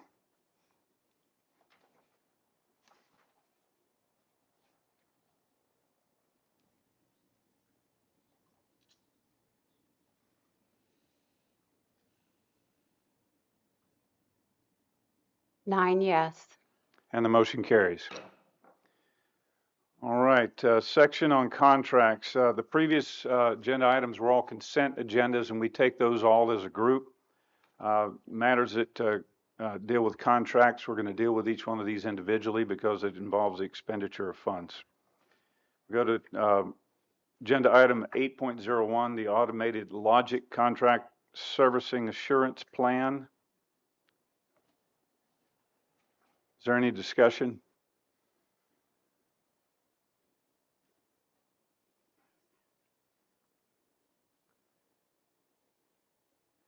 Hearing none, is there a motion to approve? I'll make a motion to approve item 8.01, automated logic contract. Okay, that's Director McKinney makes the motion. Is there a second? I'll second. Director McKinney seconds the motion. Is there any discussion? So I have a point. So since we haven't talked about the budget, for some of these expenses such as, and I'm not against it in any way, but the $200,000 expense for the MacBook purchase, I mean, we haven't even looked or had any. Hold on. We're only dealing with 8.01, which is the automated Oh, logic okay. system. I'm sorry. I thought it was all of them. No, we're going to get to that one separately. Okay. So this is the one that Mr. Fluke presented to us last week. There was quite a bit of discussion about it last week. Any additional questions? Any discussion? Hearing none, are you ready to vote? All right, Mrs. Almond, please bring up the voting.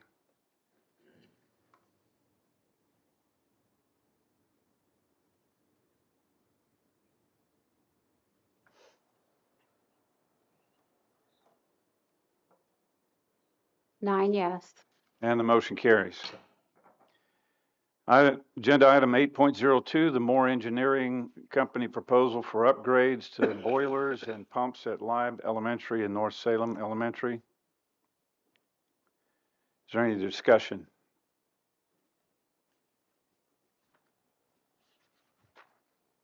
I thought it'd be worth discussing whether or not we have time to put out the idea of maybe just 2 more estimates. Okay. Director Whitmer is suggesting that we request additional estimates on this one. But there is a time frame on this where we lose the grant if we don't get it voted on. Good evening. If we don't move forward with this, we will not make the time frame to get the equipment. It will not happen. We were on a very tight time frame, and to get an engineering firm to even look at the time frame we're on was very, very challenging. We had a previous relationship with Moore Engineering, and that's why they accepted to do this. Another engineering firm would not, because of the time restraints. There's a lot of work to be done in a very, very short amount of time. Isn't there a grant involved if we don't meet a deadline? Yes, that is absolutely correct. It is over $1.5 million that we would lose if we don't move forward with this. We're kind of at the end here. If we don't move forward with this now, we won't make it, and we'll lose that $1.5 million. Yeah, we heard that a number of times at the last. Yeah, and we will lose it. Okay. I hope we don't hear it again. I hope not either. Mr. Fluke. Yes. So we're not trying to be, obviously pains in your butt. We know you have a lot, and it's a lot to think through. And I guess from our perspective, anytime that there's something brought that is, that was decided, it was taken care of by somebody in the district, and then we have to approve an amount being paid out. It's nice to see like a comparison of apples to apples. So that's the only thing where you feel like you're a little bit like kind of blind, Right. And I don't see anything in that looks out of sorts. Engineering fees are expensive. Engineers are expensive, and there's a lot of time that's going to be invested in this to make sure that the equipment that's put in meets our needs. And there's some safeguards that's built in for the district that protects us, so we don't run into an issue where we get equipment and it doesn't work correctly with what we need it to do. I mean, I'm thankful you trust the company, and that makes me feel better in that regard. But I hope you understand the position that we're in when we are just presented with $1 amount from one company, and we can't see what others may have been a possible, option. Yeah, and I understand that. It's just from when the board voted down the first time, that first part, that put us behind. So that's what's left us in this time crunch. Right, and to be fair, it was the same reasoning. I don't know that I'd agree with that. Well, we didn't have the conversation. So I'm just saying, would it be okay to ask you then in the future any estimates that you get for projects absolutely. that have multiple estimates? Absolutely. Even if we spend a couple $1,000, $5,000, we get 3 bids. This is just a case where we're going to spend $25,000, and that's dependent on $1.5 million. We really need to do this. I asked you not to bring that up again. Sorry. All right. I know you said it like 9 or 10 times at our last meeting. I understand. We understand that part of it pretty clearly. Gotcha. And I wouldn't call you out on that again, but I didn't want to go down that road again. But I do have something to say, a request for our solicitor, Mr. Pratt. Are we violating any policy by bringing something forward without competitive bids? Not in this case. This is a service, and you're not required to do a competitive bid when it's a service. So if we were asking for a construction project, or isn't much of a construction project involving a service?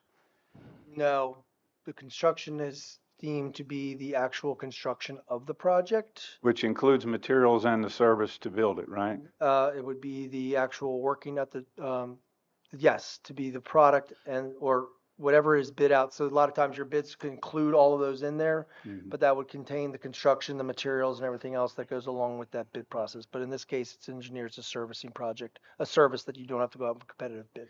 Do we have a policy that addresses how many bids we receive for items of this nature? I do not know if we have a policy on services of going out for RFP, but under statute, you have to put out for a certain dollar amount, you have to have a certain amount of, you have to put it out to RFP, or if it's under a certain amount, you have to get at least 3 quotes. But in this case, since it's a service, that part of the school code does not apply to this situation. Okay. So I would suggest if, we as a board determine that we need we want 3 bids, we'd have to establish a policy to require that. Is that correct, Mr. Pratt? You could in regard to its service, if that's the policy you want to do, but also understand that there are exceptions to the statute as well. So you'd have to also establish those exceptions, such in this case as Mr. Fluke has brought up about the timeliness of the project. So that would be an issue, correct? Well, you know, the line of questioning that we received last week, I thought was completely in order. And I know there were some assumptions went back and forth that felt like, you know, that you felt maybe put on the spot because the questions were being asked, why didn't you do this? But I think we need to look at this as, why didn't we do this? Why did, you know, if we want additional estimates, why didn't we do it?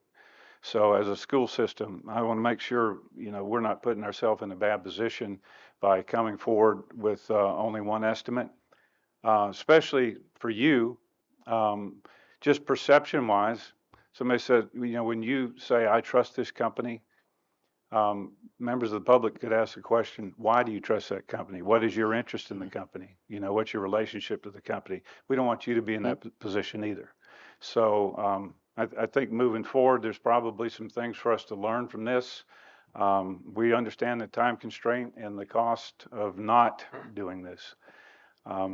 So I guess in another venue, we can maybe discuss future bids and what we're looking for on future bids.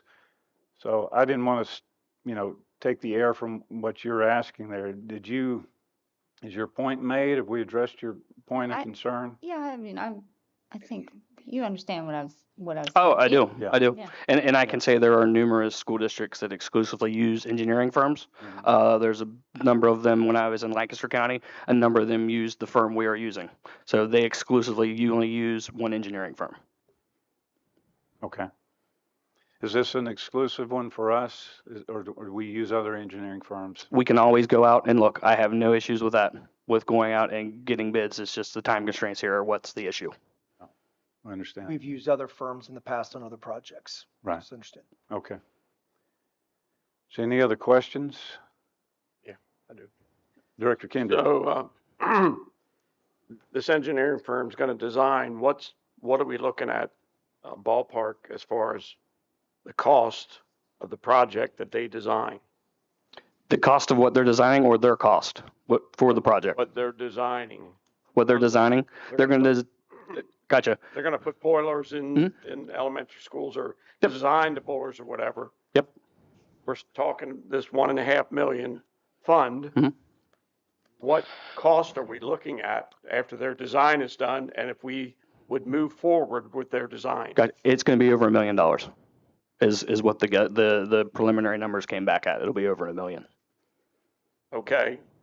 Can you get a little closer? I mean, is it? I can't. Is it 2 million, 3 million? No, it's going to be just a little bit over $1 million. So just a little bit over $1 million. It'll be under 1.5, but probably just a little bit over $1 million. Is that what you wanted? Okay, gotcha. Yep. It should not exceed the 1.5. Yep. And we are well aware of that. So as they're engineering this, that's part of it. Like they know we have X amount of dollars to spend. So if there's things they have to cut out, they will cut them out so that we meet that budget. Yeah, there's no reason it should go over. Okay. Thank you. Any other questions? Yes, I have a question. Yes, Director Meeks. So I know September is the deadline. Do we, I don't know how that grant funding deadlines work. Do we just have to have the PO in our system, or do we actually have to pay the funds? No, that would probably be Miss Weaver. She would have a better understanding than I. All the work must be completed. Ooh, okay. So we are. Exactly. So we are in a big crunch. Okay. So the work has to be completed, but we don't have to get billed for it necessarily. We have the PO in the system. We don't have to pay it out. No, you don't have to. There is a liquidation time frame as well that's Okay. attached to it, but the work must be completed before September 30th. And are we going to pay that like on an AIA document? So we're going to make monthly payments with like a retainage at the end? I would assume yes, but of course it's going to be up to the, when we have to get all the documentation back before we can make those decisions.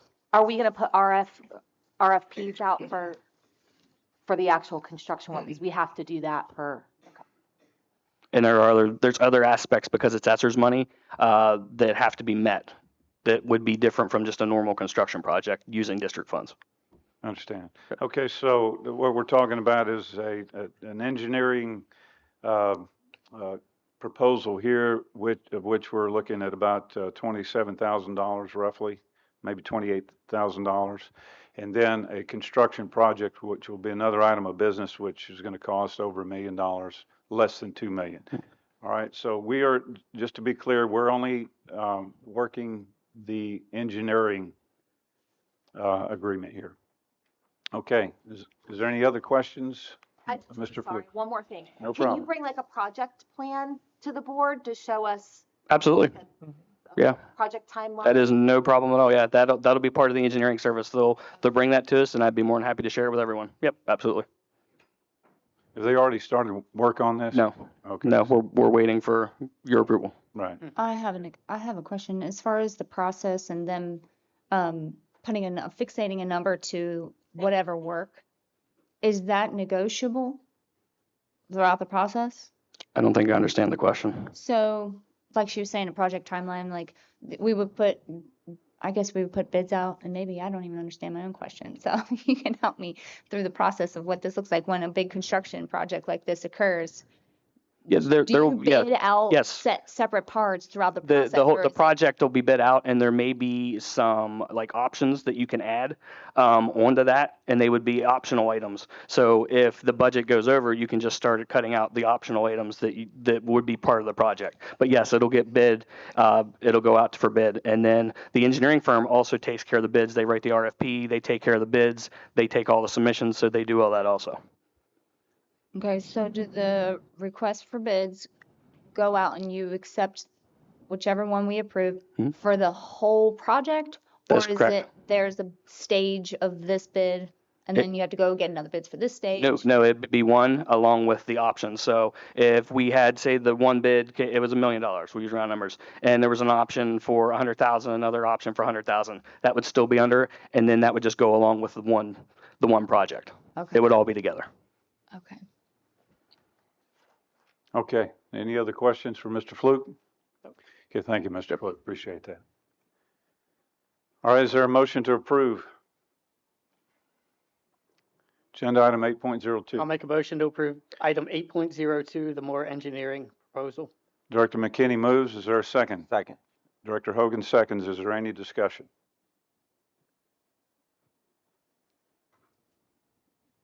Hearing none, Mrs. Almond, would you please execute the vote?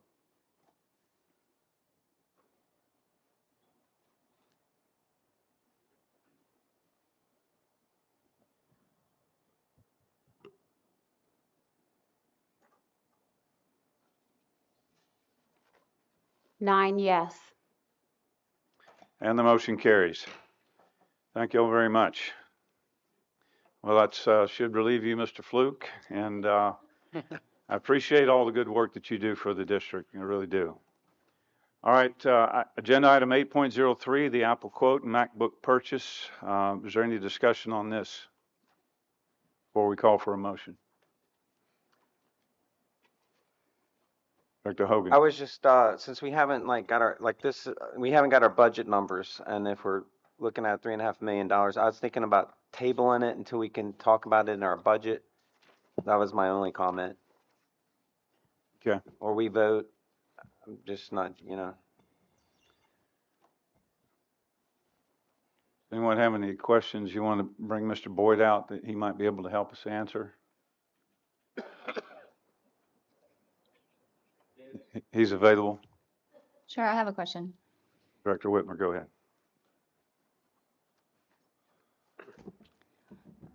Just rethinking some of the things you were talking about last week and comparing that with how Mr. Fluke approaches, contracts and whatnot. And I was going to ask, is there something comparable that we can look into for a one-year contract that wouldn't put us into next year's budget and the following year's budget? I mean, any of these purchases, you can make it a one-time purchase, but then you're gonna have to find budget funds to cover that purchase as well. So at least by leasing it over the 4-year term, we're just spreading out those costs to keep the budget relatively level. That way we're not 1 year having to have a huge expense in the next year. You're not budgeting anything because you bought all the stuff up front, and then your budget's all wavy for like the next indefinite amount of time because you're always purchasing new devices at different periods of time. So you're always going to have to account for that. So, I mean, you could find something, but then you're going to have to find the budget funds, whether it's this year's budget or next year's budget to cover $200,000 or, $150,000 or whatever that cost is above what we're currently already proposing for the budget. So that's going to hurt the current deficit that we're already in by having to, raise our budget funds even more to cover devices. And again, these devices are starting to fail. We just had one today where the hard drive is starting to die, and it's very slow, and it's not very productive for the teacher. So it's only going to productively get worse as we go through, the next, year here, or even, beyond that.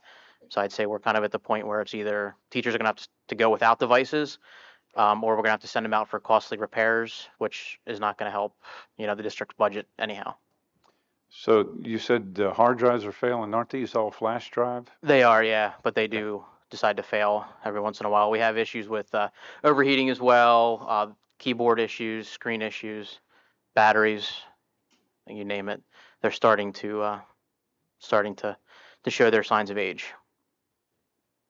Okay, is there any questions for Mr. Boyd? I have a question for Mrs. Weaver. As far as the budget goes, what numbers do you have in the budget currently? The budget presentation that you gave us already for this? The 59,000. It'll be You each year. accounted for the. Yeah, for the, yeah, we always account for, that's why we keep it all level. And we always account for this, same thing year after year. That way we're not saying, hey, we need, 200,000, or that's the whole point of a replacement schedule. Because when we bought the replacement Promethean boards, we luckily had ESSER's money to do that because the projectors were starting to fail because they were never put on a replacement schedule. And then we had to come up with, almost $400,000 if it wasn't for ESSER's money. We would have had to then raise our budget, the technology's budget, to $400,000 to cover the Promethean board purchase because they were all starting to fail at the exact same time. And that's why you want to keep things on a replacement schedule. That way you can slowly start transitioning stuff out before it fails. And that way you can kind of have that expected lifespan and expected, value and dollar amount that we know we're spending versus the unexpected, which comes with, technology. You're good at 3, 4, 5 years at the most for technology anymore. And batteries, everybody has phones and their batteries start dying and, updates can't go through, becomes a security issue. So we haven't had a rolling replacement schedule. We just finally got into a rolling replacement schedule. What, like this school year or? Well, as part of this Okay. this will be part of that, finishing that first year replacement We've schedule. never had a rolling replacement schedule before? For computers, we kind of did for smart boards and some of the other devices in the district, like wireless access points, UPSs. That's why I know one of the questions regarding the new budget for the UPSs was so high because none of it has been replaced.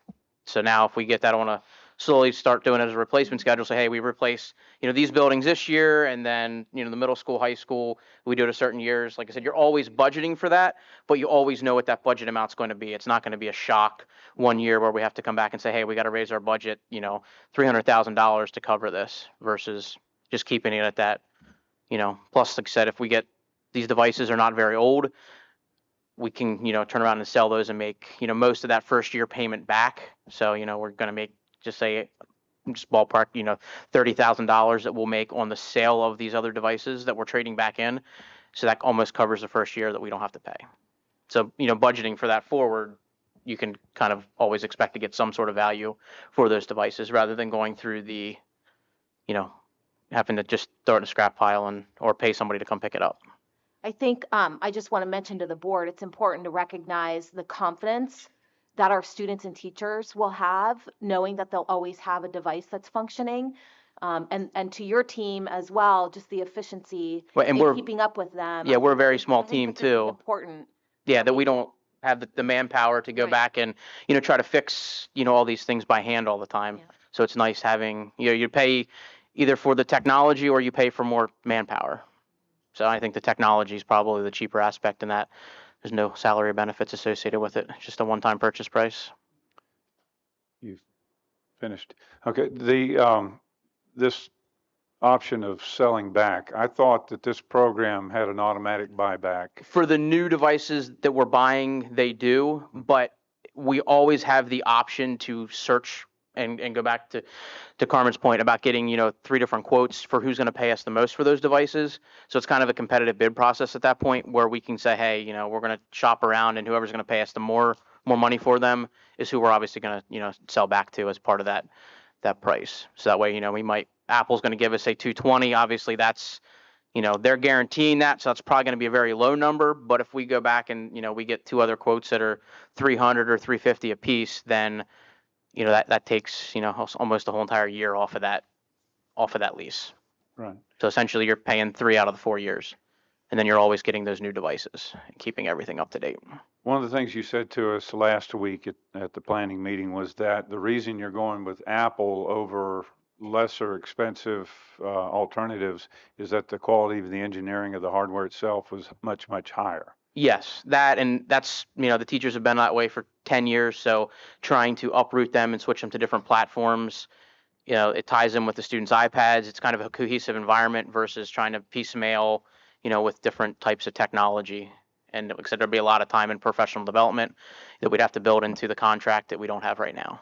So it's not just let's save, $200 on a device. It's the time and training that we, have to bake into the rest of the contracts. So when we deal with Apple, it's a take it or leave it contract offer. There's no negotiating. You just tell them what items you want and they set the price, right? Yeah, I mean, if you look at the price that we would pay, just a consumer price, we do get a discount. And we did a little bit of a discount by buying in quantity as well. When, 5-pack versus a 1-pack. But I mean, it's, that's pretty much their price. I think we're getting like $100, a little over $100 off a device. But they do give you 0% financing, which you're not really going to find anywhere else in a technology lease at this point. Because we've leased some servers, and we've had to pay for that. I think the firewall was on a lease program as well, and there's a little bit of interest on some of that stuff. But when you're looking at, especially the iPad lease, it's a lot of money. So getting the 0% financing on that definitely saves the district, considerable funds in the future. Yeah, so the point that I forget which director brought this up, I think it was Director Hogan, about spending money in future unbudgeted years. Was that you, Director Hogan, that brought that up? Yeah, just putting the expense, we haven't even talked about our budget, so I think there's some budget things that we need to talk about that obviously this isn't the time to do it until we get to that agenda item, but we're not even there yet. So we're not in a crisis mode with our equipment right now, are we? I mean, depending upon how long this goes. I mean, you say about the budget, well, that we're putting it, to next year's budget, but then this would go for the 2 following budget years after that as well. So even by pushing it, and we already have money budgeted for it for this fiscal year that we're currently in right now. So, I mean, we're already a third of the way, through that lease cycle. So he's right about that. We could wait to discuss it later, which is an option, by deferring the decision. We're not going to change the price. The price is is going to be the same. Yeah, I mean, it may go up a little bit, as the longer we go. If we wait till next year or something like that, the annual price increases do go up. You could end up with higher upgraded equipment too, because they improve their equipment over time. But you'd have to pay for that. Yeah, like I said, it would probably go up to the next, this model year to the next model year, which usually is $100, extra cost or some sort.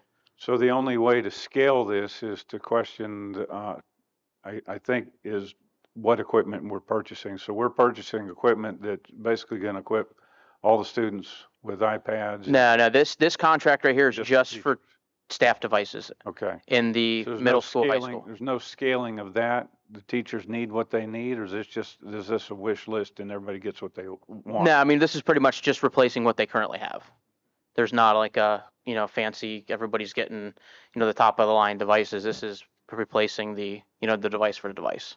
Okay. Only for teachers. There's a couple in there for student labs, but it's just for like computer labs, not for actual student iPad use. I'm reading 7 to 12 teachers, IT staff, and building administrators. Yeah, I mean, it's middle school, high school, and then the IT staff is in there, and then the administrators. Okay, so this is middle school, high school. Yeah, it's middle school, high school And teachers. then the Mac Minis They're the for the middle graphic school. designs, Yep. and that's 23 at the middle school. Yep. And then the administrators were they were never put on a replacement schedule, so they're getting added into this because their devices are 2017 model year. So is the elementary school teachers covered in this at all? They got replaced 2 years ago. So we have a separate Apple contract Yes. for them. So that's new information. Yeah. So we're doubling up on these because we're piecemealing the contracts out. So Yes. what is our total cost to Apple? I'm guessing it's probably, without looking at it, I'm saying probably like 60. I think that one was for 110 devices. So you're probably looking at, I'm just going to say numbers here, like another $40,000 on top of this one. Okay, so we've got this group of teachers, which is half of our district staff. Yeah. The other half in all the elementary schools, that's another contract. Then we have all the contracts for all the students who have multiple devices too, right? They only have one, the iPad. Just the iPad? Yeah. Okay. Yep.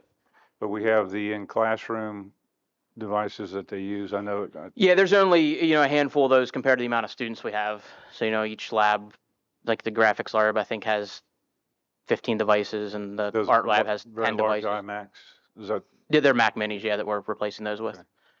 So, okay. I tell you, I'd like to know how much we're spending, towards Apple. So I'm thinking this is covering our contract for the year, but this is just a drop in the bucket on what we're spending on the other half of all the students, right? yeah, I mean, when you look at the iPad cost, yes. Yeah.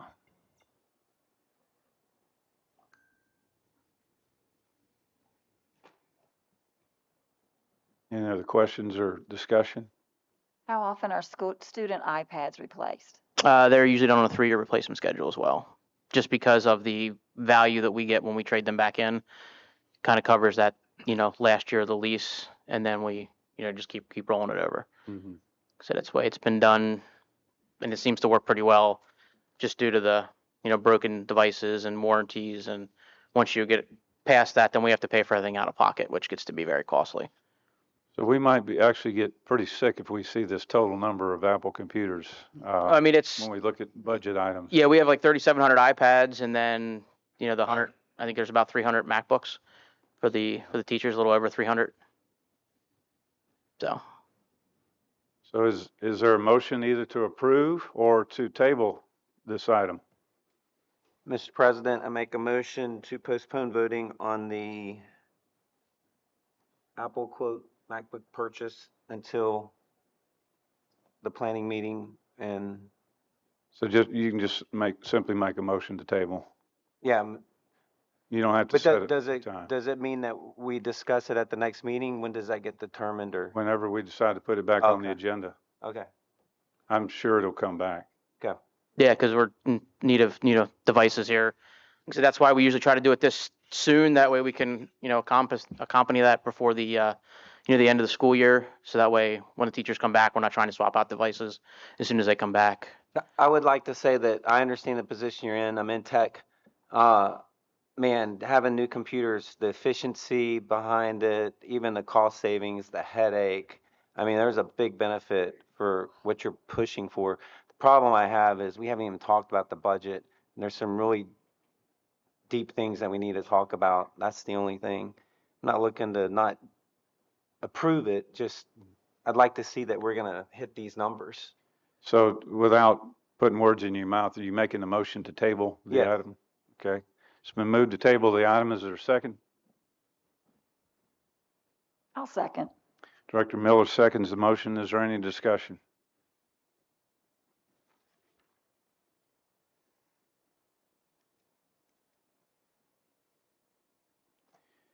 Hearing none, Mrs. Almond, would you please call the vote?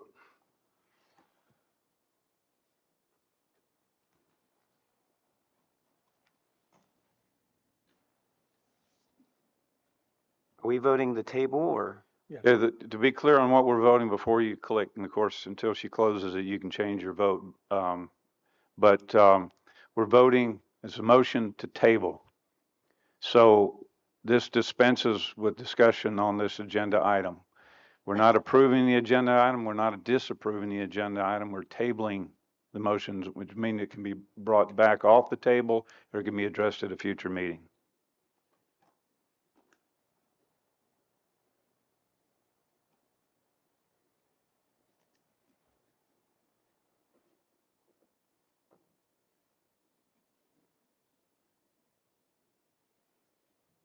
Has everyone voted?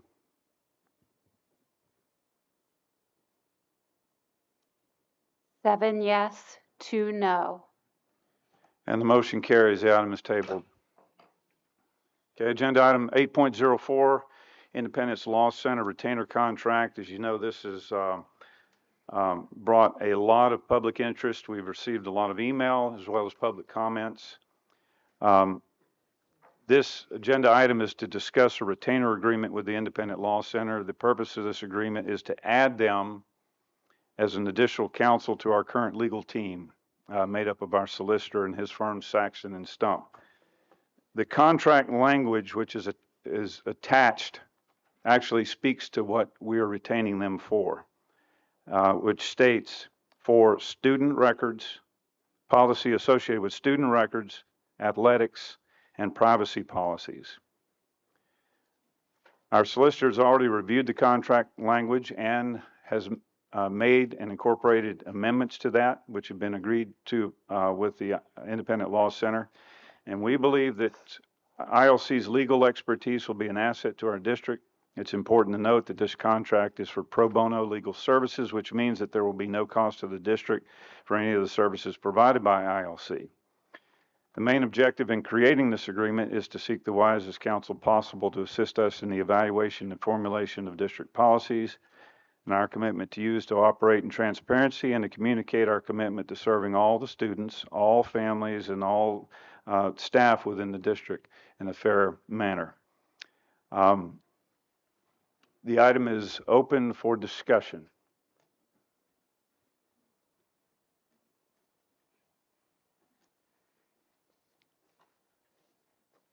And for the public that's here, bear in mind that we did have some limited discussion about this last week. Are there any questions or comments from the board?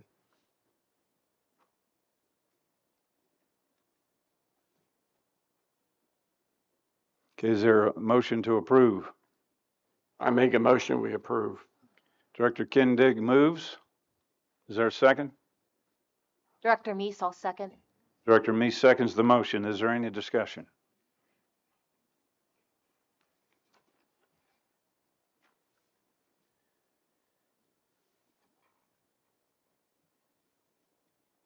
Hearing none. Mrs. Allman, would you please call the vote?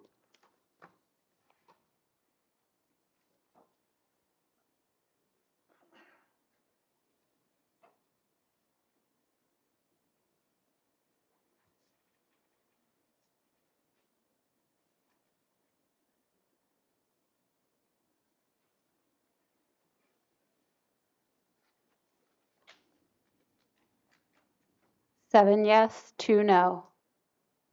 And the motion carries.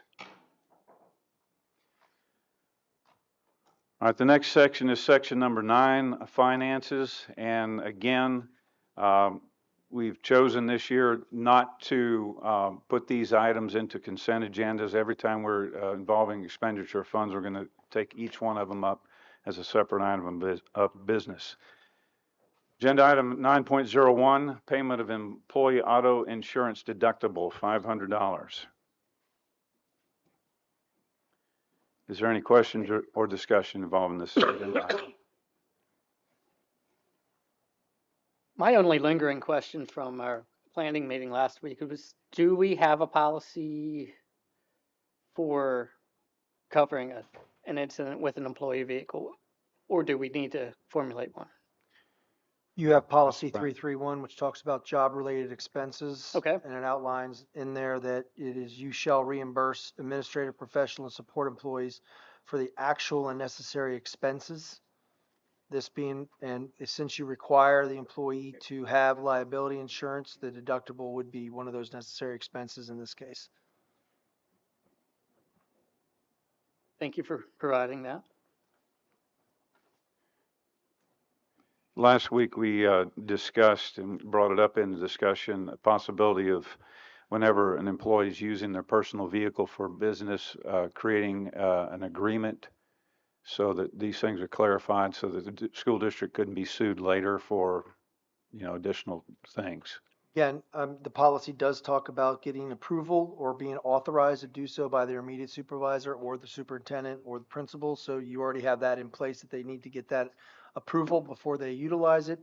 And then also remember that we talked about the fact that you have the political subdivision towards Claim Act to protect you on liability issues, as well as insurances to cover you in those cases. Okay. Well, let me just open it up. Is there any further questions? Could we go back to what Mr. Pratt said about the policy that we have? Could you restate what you had said about our policy?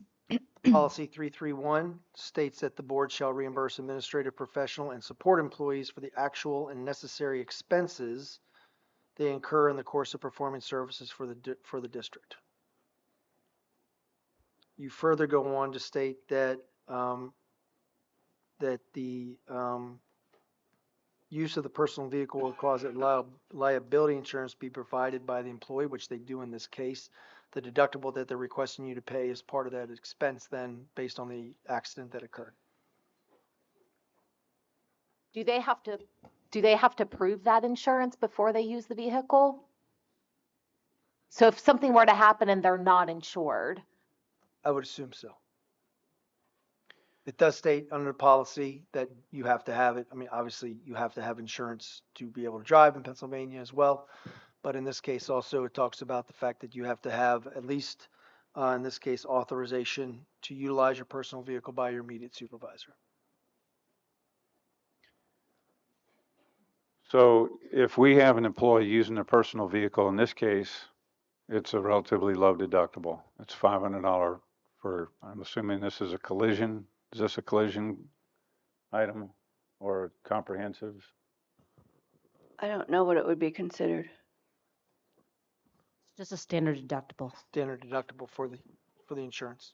Okay, so anyway, 500, but say the employee chose to save a lot of money on their insurance and purchase a policy with a $5,000 deductible, which they could, and they'd probably save a ton of money.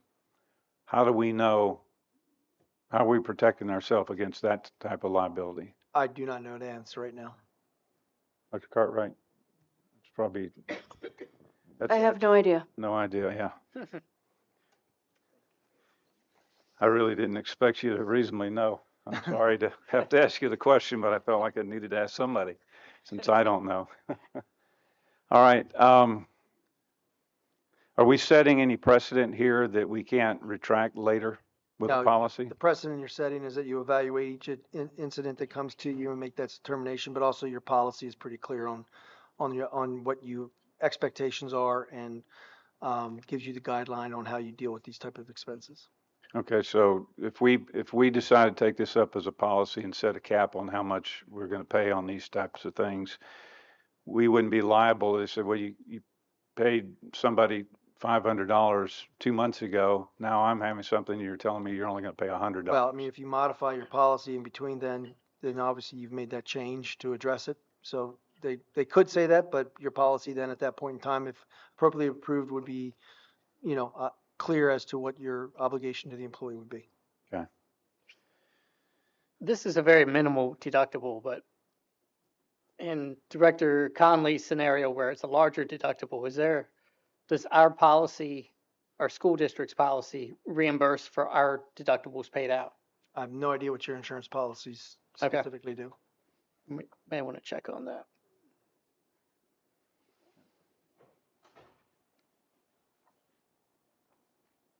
All right.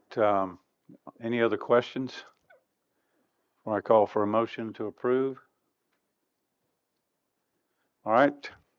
Is there a motion to approve this agenda item? I make a motion to approve. And just to be clear, this is agenda item 9.01, payment of employee auto insurance deductible of $500. Yes. Okay. Director Hogan moves. Is there a second? I'll second the motion to approve. All right. Is there any further discussion?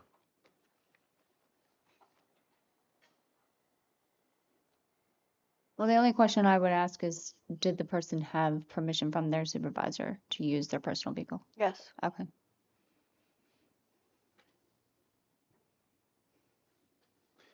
Is that verbal or is that in writing? Do we have a standard method?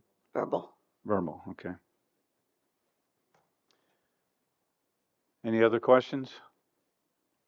Any other discussion?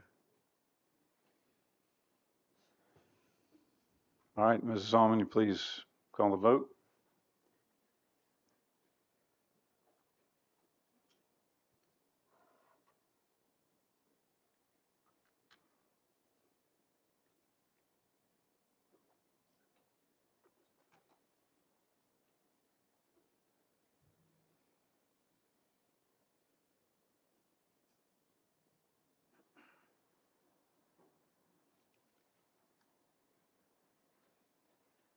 Nine yes. And the motion carries. Agenda item 9.02 is the bills paid. Since the election of our treasurer, Director McKinney, these things are being reviewed on a weekly basis. Is that correct? Whenever there's a check run, usually weekly, Mrs. Weaver sends me the check registers. I review. I send her questions on anything that stands out to me. I know some of you have submitted questions for me to ask. She has turned the answers around very quickly, so I appreciate that. So let me ask you, are there any outstanding unanswered questions for the January report? I have no issues on January, no. Okay. Is there any discussion? Hearing none, is there a motion to approve? I'll make a motion to approve item 9.02, bills paid. Director McKinney moves. Is there a second? I'll second. Director Whitmer seconds the motion. Is there any discussion? Okay, please call the vote.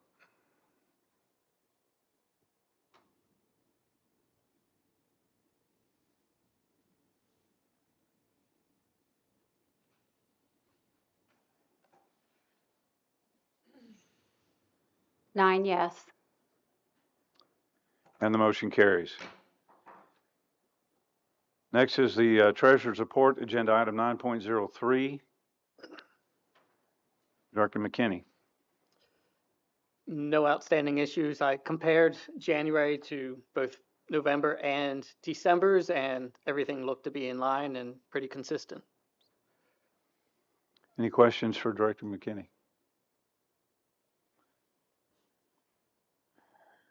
All right, is there a motion to approve? I'll go again. I'll make a motion to approve 9.03 Treasurer's Report. Director McKinney moves. Is there a second? Director Meese, I'll second. Director Meese seconds the motion. Is there any discussion? Mrs. Alman, please call the vote.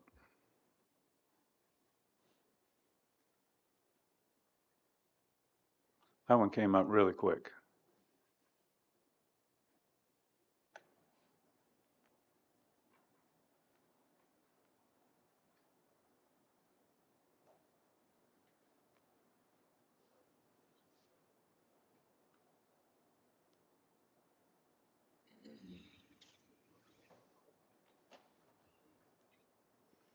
Nine yes. And the motion carries. All right, next section actions next section for action is section 10.01, the addition to the list of Dover High School early graduates. There's one name to be added. Is there a motion to approve? Make a motion to approve Director, item 10.01. Director Hogan moves. Is there a second? I'll second, and congratulations to that student. Thank you. And Director McKinney seconds the motion. Is there any discussion? Please call the vote.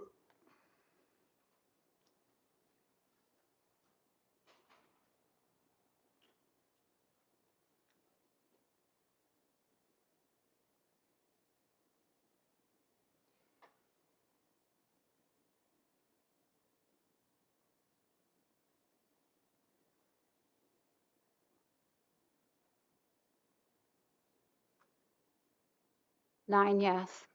And the motion carries.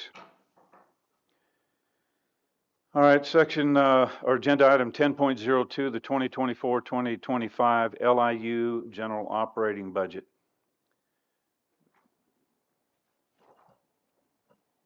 Is there any discussion?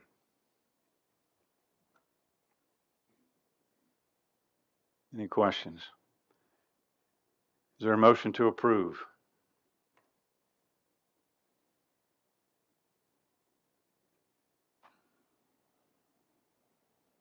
I move we approve the budget. Director Kindig moves. Is there a second? I'll second. Director Miller seconds the motion. Is there any discussion? I just would like to state that I think all these budgets coming up at once is it's cumbersome.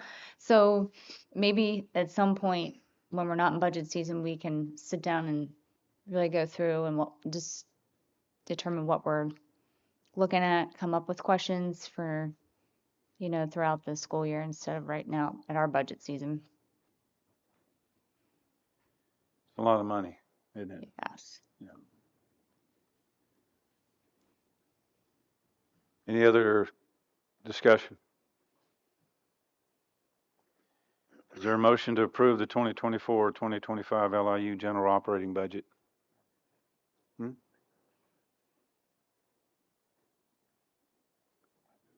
Oh, I'm sorry. I'm sorry.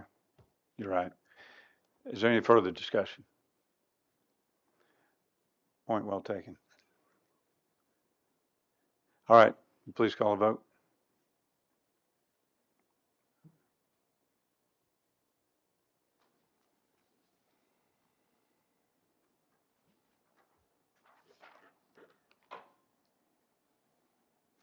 Nine yes. And the motion carries. All right, next item is 10.03, the 2024-2025 York Adams Academy General Operating Budget. Is there any discussion? As I had stated last week, there will be no tuition increase for this coming year, and they did offer the staff a 4% increase. Thank you, Director Emig.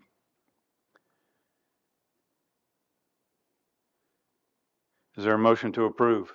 I make the motion. Director Emig moves. Is there a second? I second it. Director Wolverton seconds the motion. Is there any discussion? Hearing none, Mrs. Allman, please call the vote.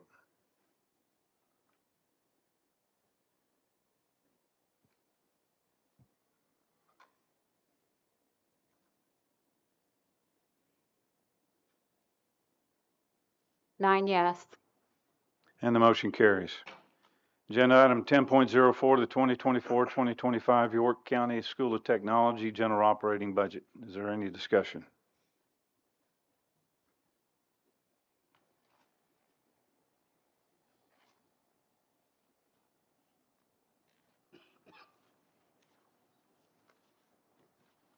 Hearing none, is there a motion to approve?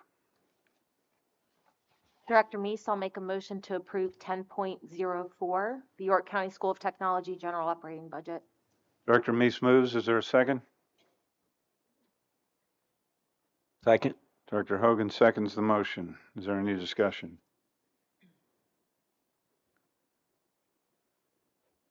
Hearing none. Mrs. Allman, please call the vote.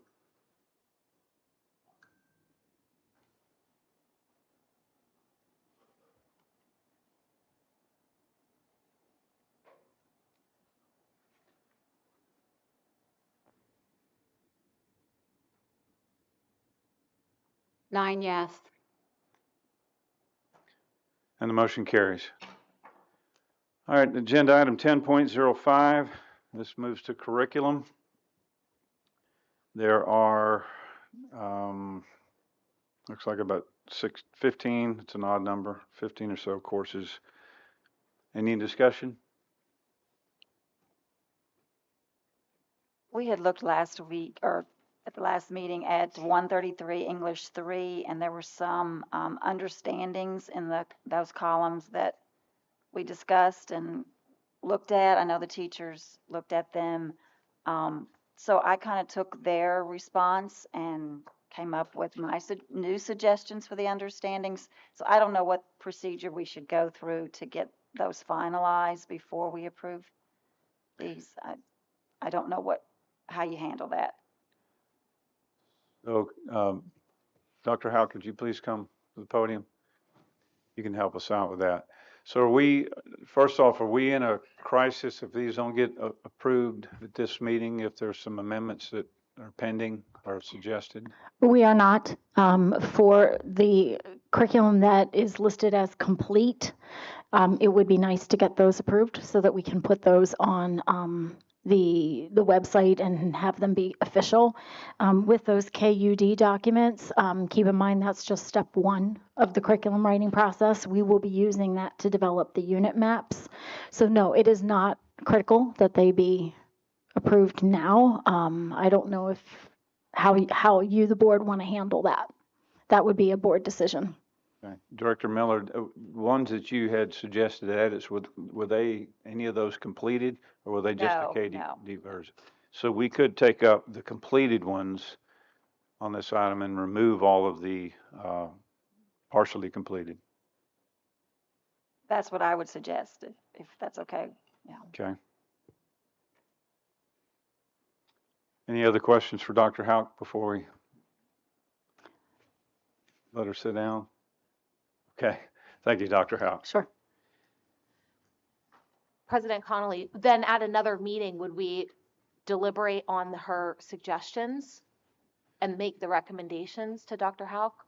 What would be the next steps? Well, she submitted them to Dr. Houck, and I think Dr. Houck is that correct? No, I did not submit any. Oh, you have not submitted any? I have Okay. suggestions. I wasn't sure if I do that or if it goes back to the teachers. I mean, the teachers are the ones that are writing them. I just had the suggestions. Yeah.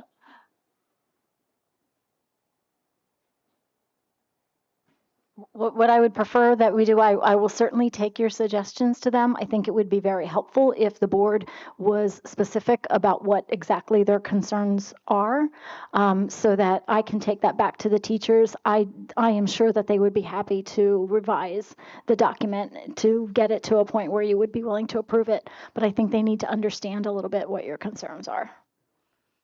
They just seemed like very general statements, maybe not specific enough to go with the standard and the actual procedure. They just were very broad. I used what you suggested and just pulled out some statements from that.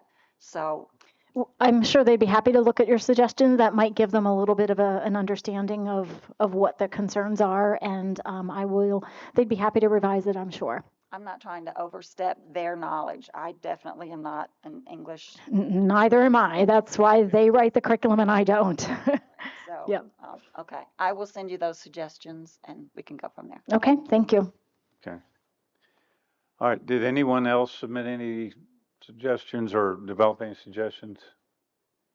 Okay. All right. So this agenda item as is includes all the complete and partially completed items. So if our intent is to only approve the completed items, the motion would have to state that. Can I make a motion to amend to withdraw the English 3 to be modified, and then we can approve the other 14? You don't have to amend it. There's not a motion on the floor yet. Okay. So you can make a motion to approve this with qualifications by removing those incomplete items out. Okay. Yeah, I'll make that motion to approve with modifications. Okay, to be clear, you're moving to approve agenda item 10.05 With intent to with the modify. completed curriculum attachments. The partially completed attachments will not be included in the motion. Correct. Okay. All right, Director Pratt, is there a better way to state that? Can you assist with that? I just want to make sure I understand. You're only removing English 3? Is that the only one, Director Miller, that you are providing comments on? That's the only one that I had a question with, but I believe the suggestion was to keep all the complete ones together to approve tonight, and then, I recommend then you identify which ones are complete when you make the agenda, or when you vote on the agenda, and not just make it a general statement, so that's clear as to what you actually have approved and understand what complete and not complete is. Yeah, so in the attachments, it lists the name and it says complete in the attachment. So we would be approving all the curriculum in the agenda item that's been identified as complete. That is entirely up to the board. My recommendation is if those other KUD charts, if you have no objection to any of those, that you go ahead and approve them so that we can move forward in writing that curriculum. So my recommendation is to only remove those with which you have questions, but certainly that's entirely up to the board. that's fine with me. That was the intent of my motion, to move forward with the other complete ones, all except for English 3 for So Karen. is English 3 the only one you have a problem with? One I had questions with. I don't know about anybody else, but that's the only one I did, yes. Okay, you can restate your motion by saying that you move to approve this with the exception of whatever, what is it, Okay. English 3? Yeah, I make a motion to approve item 10.05 with the exception of English 3. Is that sufficient? Yes. Okay. All right, it's been moved. Is there a second? I'll second. Director Miller seconds the motion. Is there any discussion? Who made the motion? Director McKinney made the motion. Yeah, I thought when we talked about this last week, English 3 and English 4 were very similar. And I thought we had some of the same concerns between the two of them.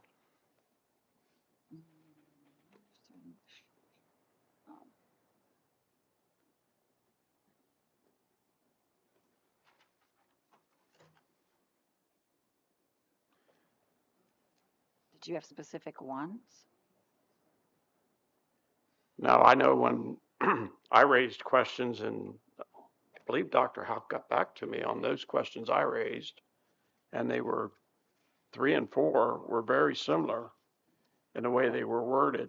I think there were some from 3 and 4, because I only had 3 from 133, and then there were 2 others that must have been from English 4. Okay, so Director McKinney, you're making a motion to amend? You already have a motion and a second on the Kindig, I'm table.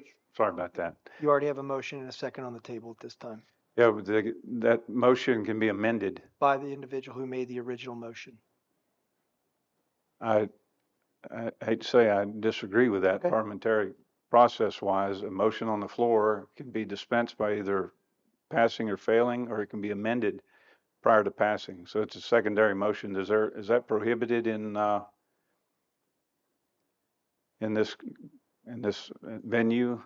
In this case, though, the individual who made the motion would have to agree with that, because that they made the motion and it was seconded. And to make it amended, the individual who made the motion would have to agree with that amendment. If there are similar concerns on English 4, I will agree that we can amend that one as well. Okay. We can discuss that one offline, but as long as he agrees to amend it, why don't you restate your motion then? All right. I will make a motion to approve item 10.05 with the exception of English 3 and English 4. Okay, it's been moved. Is there a second? I'll second that. Director Miller seconds the motion. So Director McKinney makes the motion, seconded by Director Miller. Is there any discussion? Thank you for bringing that up. All right, you ready to vote? You know what we're voting on. We're voting on this motion 10.05 to approve all of the curriculum except 2. That's the 133 English 3 and the English 4. Those 2 will be held out. All right. Mrs. Allman, you please call the vote.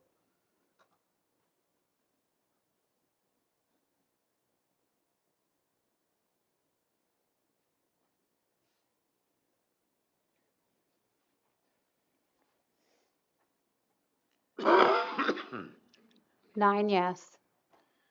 And the motion carries. Thank all of you for helping us work through that. Agenda item 10.06, revision to 2025-2026 district calendar. When we approved this in January, the snow days, I think, the makeup days were not added in there, so we've added them in there. I should say the administration has added it in there. And is there any discussion or questions concerning that?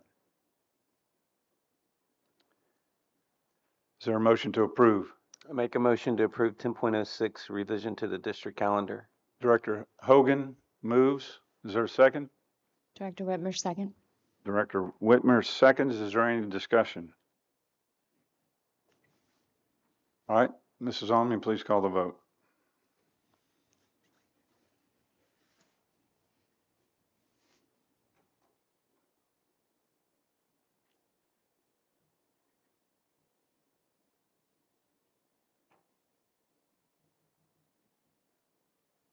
Nine yes. And the motion carries. Agenda item 10.07, policies. We have 3 policies. Policy 001, name and classification. Policy number 306, employment of summer school staff. Policy 254, educational opportunity for military children. Is there any questions or discussion?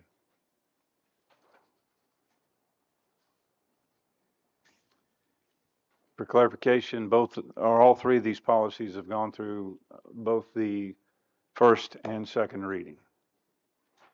So tonight we'll be approving or disapproving the policies. Is there a motion to approve? I'll make a motion to approve 10.07 policies. Okay, Director McKinney moves. Is there a second? I second. Director Hogan seconds the motion. Is there any discussion?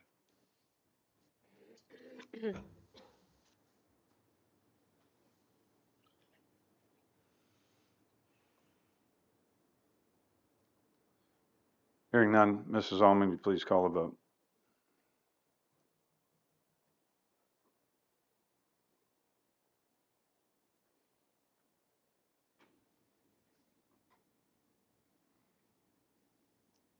Nine yes.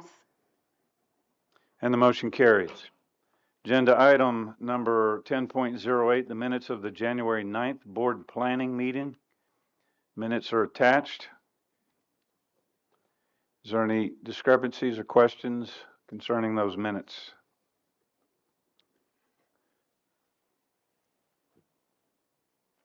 Okay, we won't read these, but we will read the business session for January, unless there's an objection.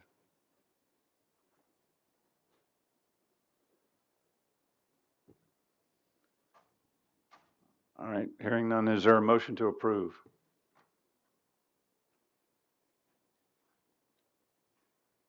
I'll make a motion to approve the minutes of the January 9th board planning meeting. All right, Director Miller moves to approve. Is there a second? I'll second the motion to approve. Director McKinney seconds the motion. Is there any discussion?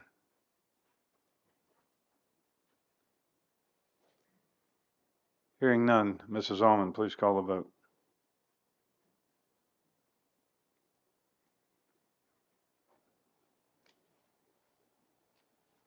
So for the purposes of the public, there are no votes taken at a planning meeting. It's just discussion, just a list of notes. Nine yes. And the motion carries. Agenda item 10.09, minutes of the January 18th board meeting. The minutes are attached. Mrs. Allman, would you please read the minutes?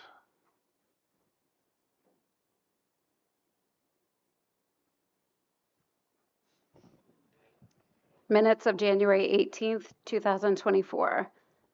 Meeting was called to order at 7:04 p.m. 8 board members present, 1 board member absent, Heidi Meese. There was a presentation by the student board representatives, an AFR presentation by Boyer and Ritter. No public comment noted.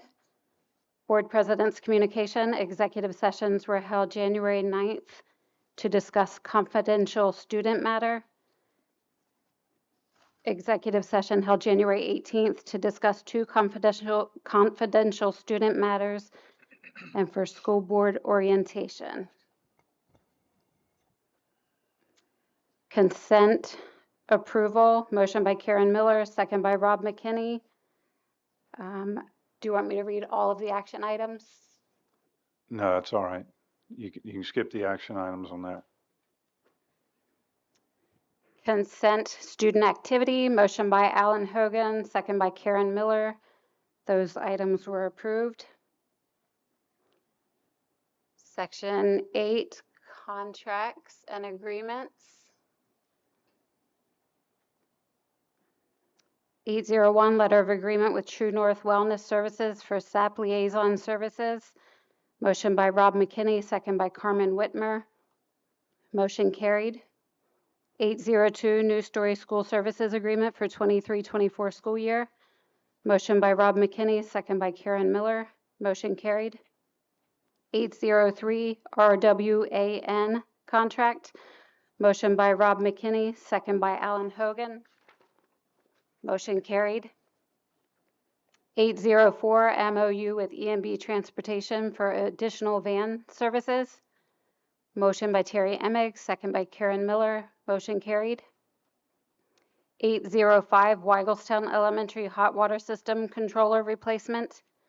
Motion by Karen Miller, second by Craig Kindig. Motion carried.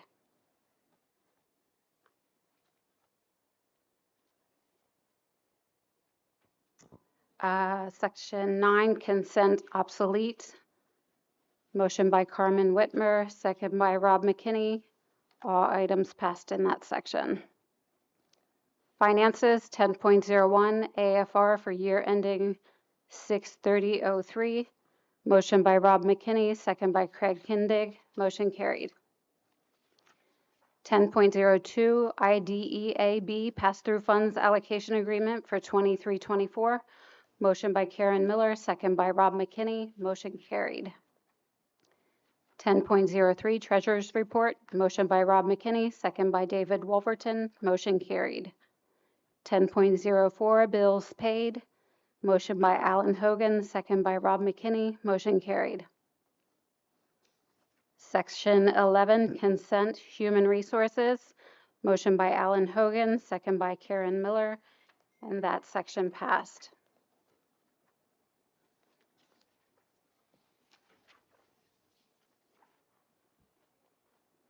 Section 12, Board Meeting Minutes. Approval of meeting minutes of November 21st, 2023. Motion by Rob McKinney, second by Carmen Whitmer. Motion passed. Minutes of December 5th, 2023 Board Reorganization Meeting. Motion by Karen Miller, second by David Wolverton. Motion passed. Minutes of December 14th Special Board Meeting. Motion by Rob McKinney, second by Carmen Whitmer. Motion passed. Section 13, Action Items.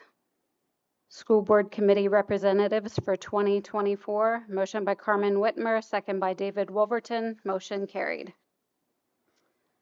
1302, Dover High School 2023-2024 Early Graduates. Motion by Rob McKinney, second by Alan Hogan. Motion passed. 1303, Dover Area High School 2024-2025 Course Selection Guide. Motion by Alan Hogan, second by Terry Emig. Motion passed. 1304, no action. 1305, resignation of Heidi Meese as School Board Treasurer. Motion by Alan Hogan, second by David Wolverton. Motion passed. 1306, appointment of School Board Treasurer Rob McKinney. And that motion passed. 1307, adjudication of student 2023-2024-3. Motion by Karen Miller, second by Rob McKinney. Motion passed. 13.08, adjudication of student 2023-2024-4. Motion by David Wolverton, second by Carmen Whitmer. Motion passed. Unless there's objection, we can dispense with the reading of the remainder because they're reports. Any objection? Okay. No objection. Thank you, Mrs. Ulmer. Any questions, concerns?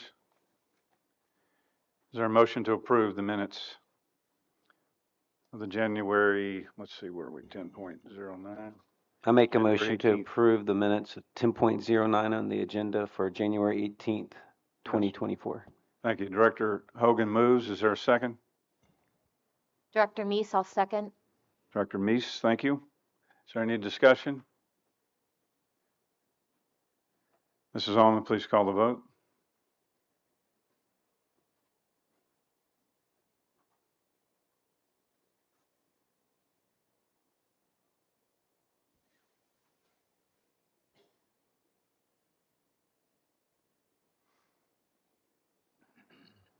Nine yes. And the motion carries. All right, agenda item 1010, approval for Saxton and Stump to file an appeal of the Court of Common Pleas of York County decision in the case involving Northern York County School District and Dover Area School District related to the allocation of subsidies and payment of debt based on the transfer of Washington Township. Is there any questions or discussion? For purposes of those that are here, and this is news to them, Mr. Pratt, would you please provide a briefing? Yes, we received the decision from Judge Vetter of the Court of Common Pleas of York County in which he was to make a determination on debt as well as the payment of subsidies based on the transfer of Washington Township. The issue was how much subsidies should Dover be required to pay Northern York County School District, and the question of how much debt Northern York County School District was to pay towards Dover. The decision was to have Dover Area School District to pay in excess of $1 million in subsidies to the Northern York School District starting in for the 21-22 school year, which would then have an impact on the subsequent years based on the formula provided by PDE. Judge Vetter then decided that there was no payment of any monies from Northern York County School District to Dover for the debt. So therefore, it was based on our discussion and based on the strategy that we discussed with you that we would file a appeal on that decision to have the Commonwealth Court look into the judge's decision. All right, any questions? So just for purposes of full disclosure, and thank you for that briefing. So in this case, and I know this is out there among the public, they think that Dover School District sued Northern School District, but that is incorrect information. No, the matter is that it was remanded from the Commonwealth Court down to the Court of Common Pleas. The action was instigated by Northern York County School District as they are the plaintiff in this matter. We are the defendant as in regard to the subsidy and debt issues. So that's how it's set up in the caption, but this was a remand from the Commonwealth Court to the York County Court of Common Pleas to make a determination based on the Commonwealth Court decision back in 2020. So as it stands, the judge's decision is that we will have to relinquish $1 million of money to Northern School District, but we found out the other day that's per year. So that would be based on the PDE's formula of how they allocate the funds, which is it starts in 1 year and it goes for 3 years. So you would look at that amount of money being allocated in those 3 years, which would be the responsibility of Dover based on the decision by Judge Vetter. So if left unchallenged, we would get an order to pay, which would come straight out of our funds to pay them $3 million for the 3 years of state subsidy that we received that should have gone to them based on the judge's decision. That is the expectation in the initial discussion we've had with PDE, correct? Yes. Okay. So if that's properly framed up, I think everyone on the board understands that because we received a briefing, legal briefing from our solicitor on that. But just for understanding for the public, we're looking at, it's a no-brainer for us. If we don't challenge this, we're going to have to write a check for $3 million, which is in addition to what we're looking at in terms of cost increases for next year. So this could be quite an expensive transition into next year. So the motion that would be before the board, if this motion is made, it would be that we would appeal that decision. Hopefully we'll prevail in that appeal. All right, is there any other questions before I ask for a motion? Approve. All right, is there a motion to approve agenda item 10.10? I make that motion. Director Emig moves. Is there a second? Second. Director Wolverton seconds the motion. Is there any discussion?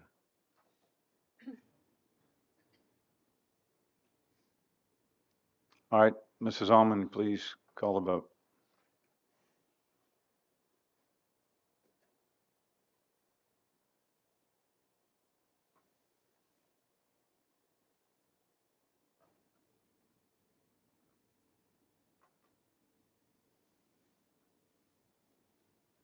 Nine yes.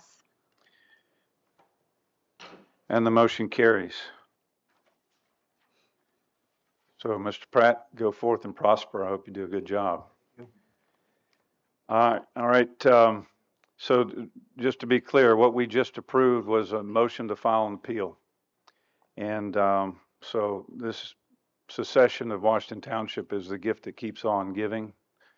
Depends on which side you're on.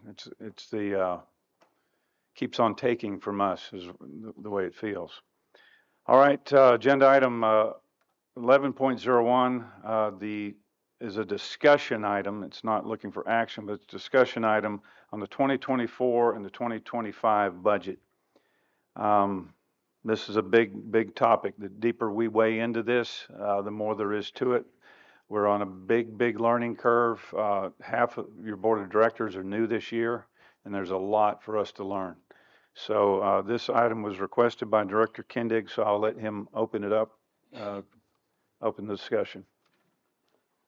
Well, as Director Conley said, the majority of us are new to this process. Several of us attended school board meetings in the past couple of years. When the budget got discussed, it seems like sometimes the can just gets kicked down the road, and come May, then the decision has to be made.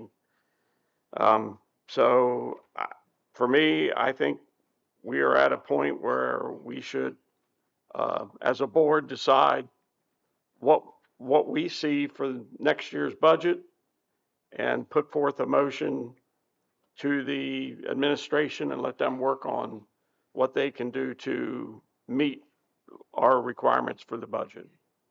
That's where I'm at. That's why I asked for a discussion tonight. Okay, so thank you for that, Director Kindig. I will ask the solicitor on this type of an item, if we were to approve some direction that we'd like to give the administration so they, instead of trying to, be fuzzy about what our intentions are and try to figure out what we're doing, if we state some intentions in the form of a motion, would that be binding on us moving forward? If they come back and give us exactly what we asked for, would it be binding on us on that particular budget proposal? Depending on how it's worded, but I don't think that you need to do a motion to do this. You could just give them direction on what you would be expecting to see, because technically anything that you discuss or request of them will not be final until you actually vote on the budget. There's obviously going to be modifications as you go along, but if it's something that you would like to see on how the budget be presented and areas that you would like them to address, then that would just be direction you give them, and a motion would not be needed in that. It would just be direction from the board at that time. Mm-hmm. Okay, so would the general consensus would just be Correct. garnered, or would we need to do a straw poll or something like that, or? It would just be whatever the board decide, based on the discussion that you all have, what would be the consensus at that point in time as to what you would like to see going forward. And then obviously any action by you all would be when the budget is passed later this year. Okay, You wouldn't be bound by, example, and if you said, I'd like to see a budget with no tax increases, and they come back with you, that doesn't mean you're bound to that, because you're looking at an example of something and how it works, and and since you guys do not know what the interplay of that would be, they would give you what that would look like, and then you could give additional direction after that, based on your direction that you give them this evening. okay. Thank you for clarifying that. All right, I read a statement at last week's meeting. Since this is the actual business meeting, I want to just summarize what I read last week. Yeah, despite what some of you may have heard on social media or various other methods of communicating information, this board has not yet submitted any proposals to strip funds, cut funds, or projects or courses or activities from the 2024-2025 budget. Not one single cut have we proposed. We are, however, asking lots of questions, giving our best to understand where we are financially, where we're spending our money, why we're spending it, and where there are areas that can be trimmed without violating federal, state, local requirements and creating a detrimental impact on the district. To be clear, the Dover Area High School District is facing a projected deficit moving into the 2024-2025 school year. Initially, it was estimated at $4 million. It's now been mitigated down by our CFO to $3.4 million. Is that still an accurate figure, Mrs. Weaver? Yes. So as a result, both the board and the administration are exploring ways to reduce this deficit while continuing to deliver on our commitment to excellence in education. In last week's presentation from the Chief Financial and Operations Officer, Mrs. Miranda Weaver, we were presented with a number of scenarios that the administration had evaluated based on comments made by previous board members in the last 3 years. Their purpose there was to present those evaluations of those previous comments by a previous board.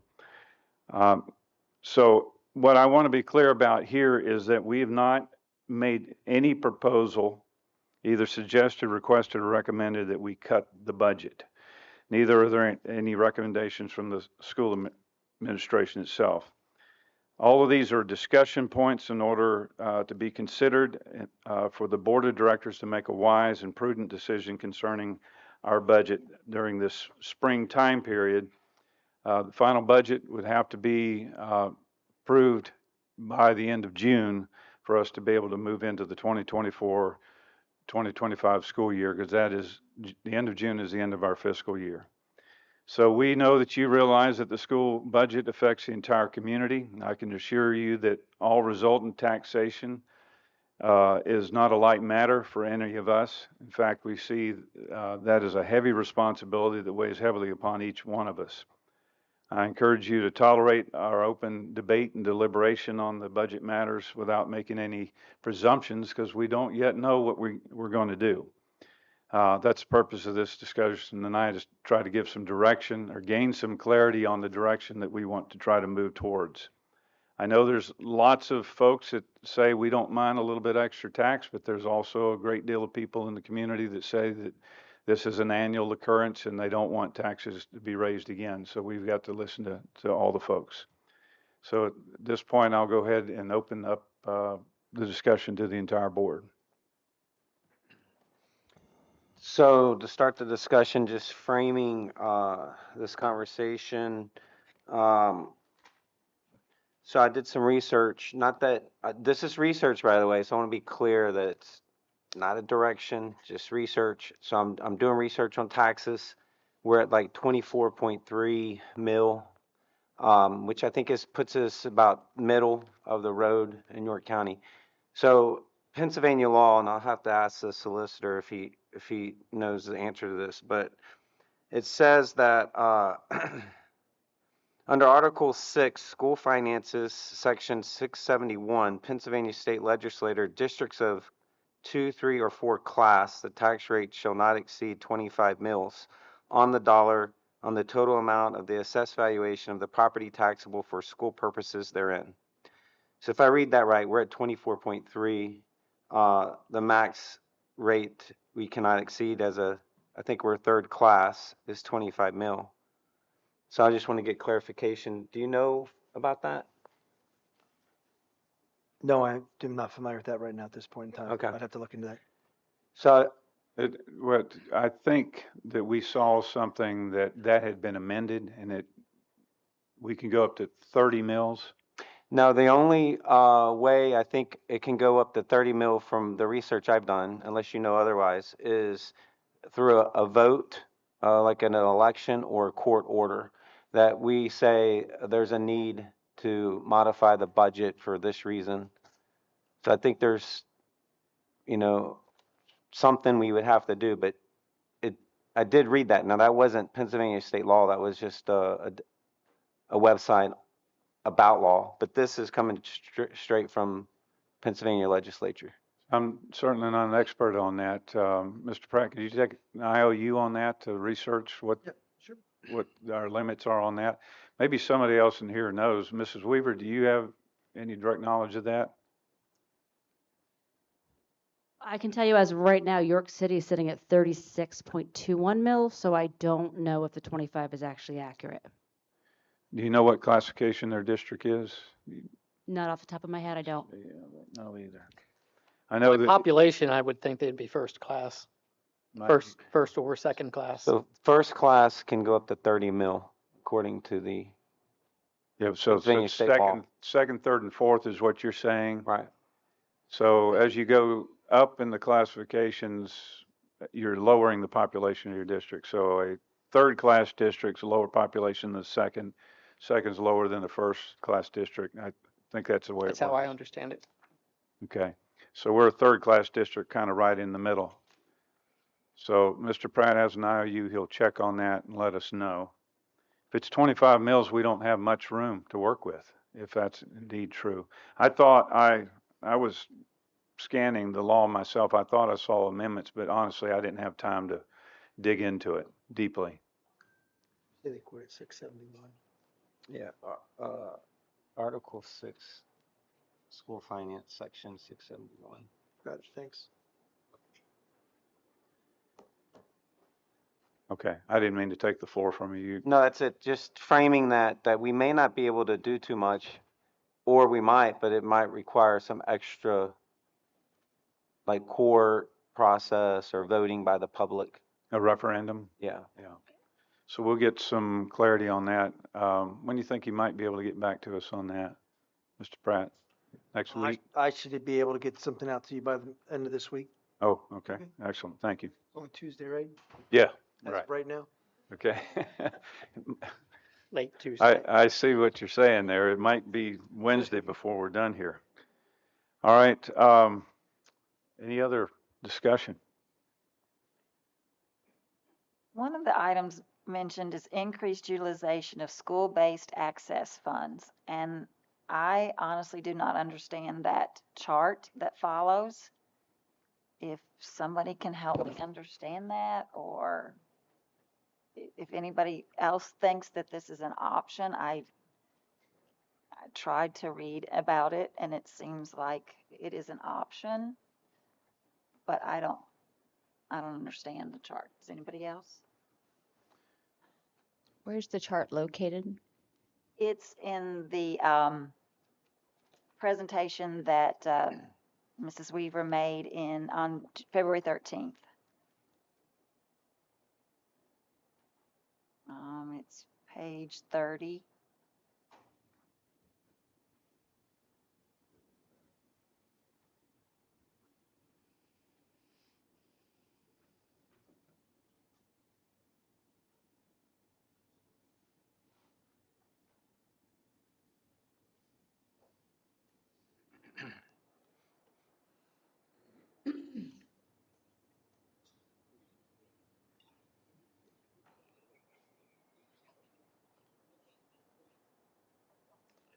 just for clarification on, the comment was made about we're about the middle on millage.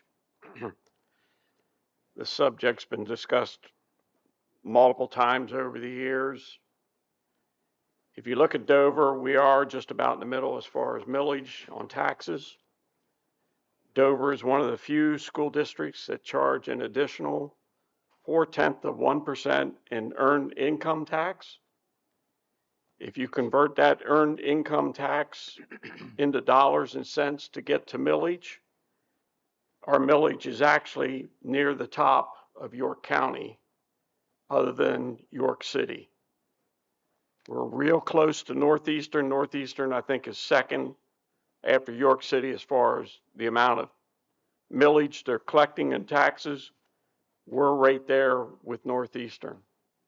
So you have to be careful when you look and say, well, Dover's right in the middle, so it's not a big deal if we raise taxes. We're not in the middle, because you folks are paying, those of you who are working, are paying an extra 0.4% in earned income tax to the district.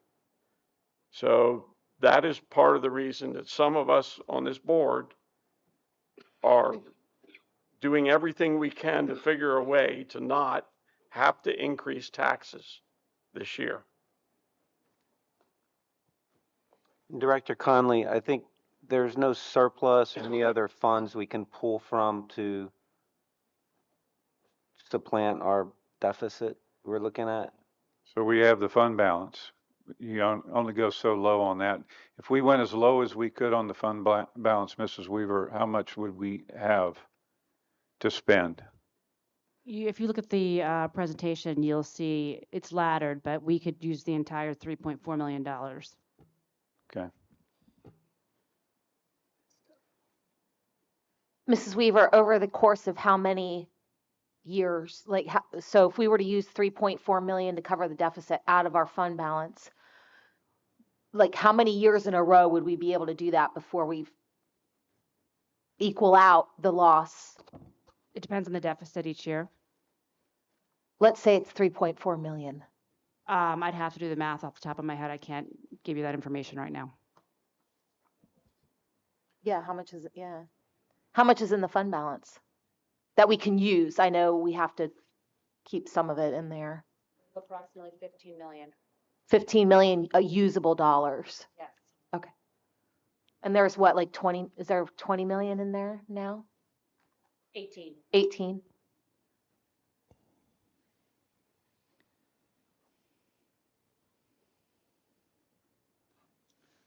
So going back to what Karen brought up, a slide from Mrs. Weaver's presentation, is that something we could bring up on the screen to look at, or?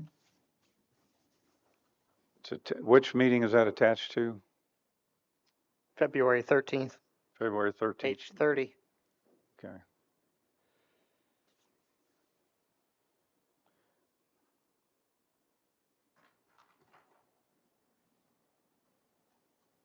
Budget presentation.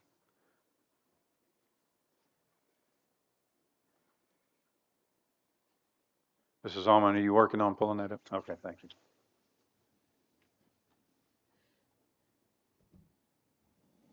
Can I say something about that?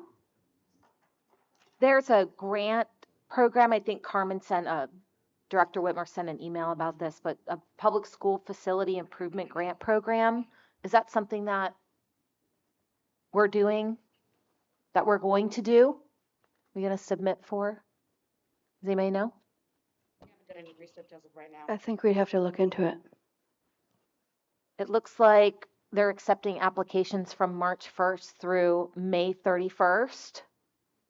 And it's eligible for improvement projects, roof replacements, boiler replacements, windows. I know that was something on our list. Window replacements. Grants up to $5 million will be available to eligible projects. I know that comes out of a different fund, but something to look into. Thank you, Director Whitmer. Still your spotlight there. Okay. So I see Dr. Cartwright's taking some notes. Are you going to look into that? Is that what? Yes. Okay, thank you. Should we discuss the things that we, in that presentation, that Mrs. Weaver did that we don't want to see, like the SROs? Can we get an please. idea of, no, we definitely don't want to lose the SROs out of our budget, so we can nix that as an option? We would love to hear what you'd like Yeah. us to avoid Yeah. and what you'd like us to explore. Yes. So that, and I'm also interested in hearing a little bit more about the SOAR teacher. Is that something that our district can do without? Any reduction of staff is going to be a hit. It's going to be a sacrifice. So yes, we can do without it. Will we be miserable? Yes. We will need to send more kids to River Rock and spend more money. And that, the SOAR classroom is in place right now in the middle school. It is not filled. It has not been filled all year. And are the kids just, would the students that would be in that classroom, are they matriculated in the other classrooms or going to? They are in the classrooms with an aide every chance. And how we many can be students with are we them. talking in that class? Usually about 8. And that's one teacher or? One teacher and one aide. An aide, okay. And just the middle school? Yes. With what she is saying, I'd like to, I was probably the biggest and most adamant individual not working again. Is it not working? I guess it's not. That's not. Mr. Boyd, can we check Director Wolverton's mic? All right.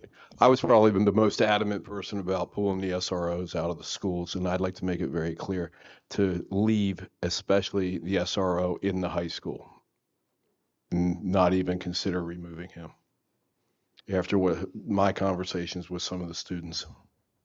Okay, I guess we could take these one at a time. So SRO coverage, how does the board feel about SRO coverage?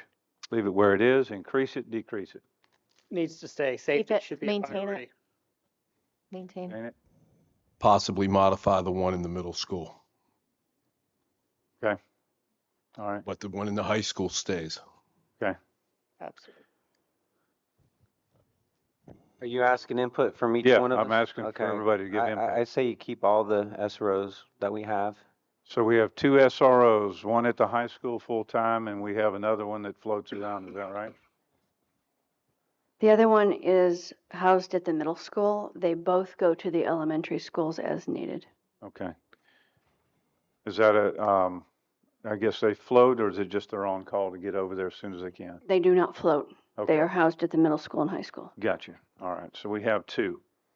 What we are seeing is escalating costs from Northern Regional Police Department, and I think they proposed a 13% increase that we're already paying now, right? We're already paying that increase. I believe it's a $13,000 increase, not 13%. Oh, is it? Yeah. Okay, I think we're paying $272,000 for the 2 of them for this school year. okay. And that was up from 266 the year before. And it was 13 per officer, I believe. And there's a grant there used to be a grant for one of those, but I don't think we got it. We can't apply I did some research on that. That's a PCCD, Pennsylvania Corrections, and I forget where the rest of it is. That would only be applicable for if we added a new SRO.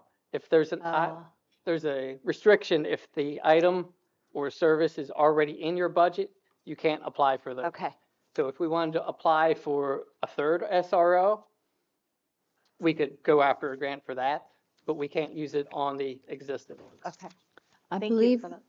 Yep. Dr. McKinney, I believe she's referring to a grant we used many years ago. Okay. That PCCD grant, I believe, established a new outline for funding Yeah, things. I did a webinar. They did Yeah.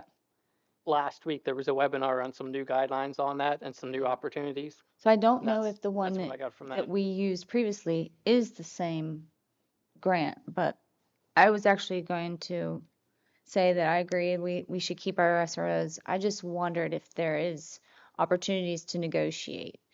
those costs with their contracts and the increases and whatnot.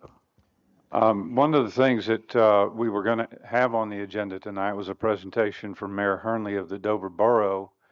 And I don't know the full content of what he intended to brief, but if we reduce SRO staffing, he was concerned about the officers that they've contracted with being called over to the schools, and they end up getting billed for what we're doing in the schools with the SROs. So he doesn't want the cost to be shifted over there. He'll have more clarity.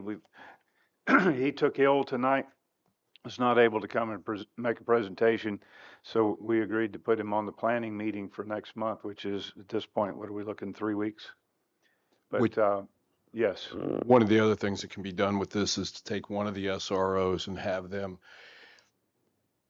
fewer hours, say, in the middle school or whatever, but also have one of the officers in the township for 2 or 3 days stay near the school district, and the other 2 days maybe stay in the borough, that type of thing, to offset between the township and the borough to assist in reducing the overall cost to the school district directly.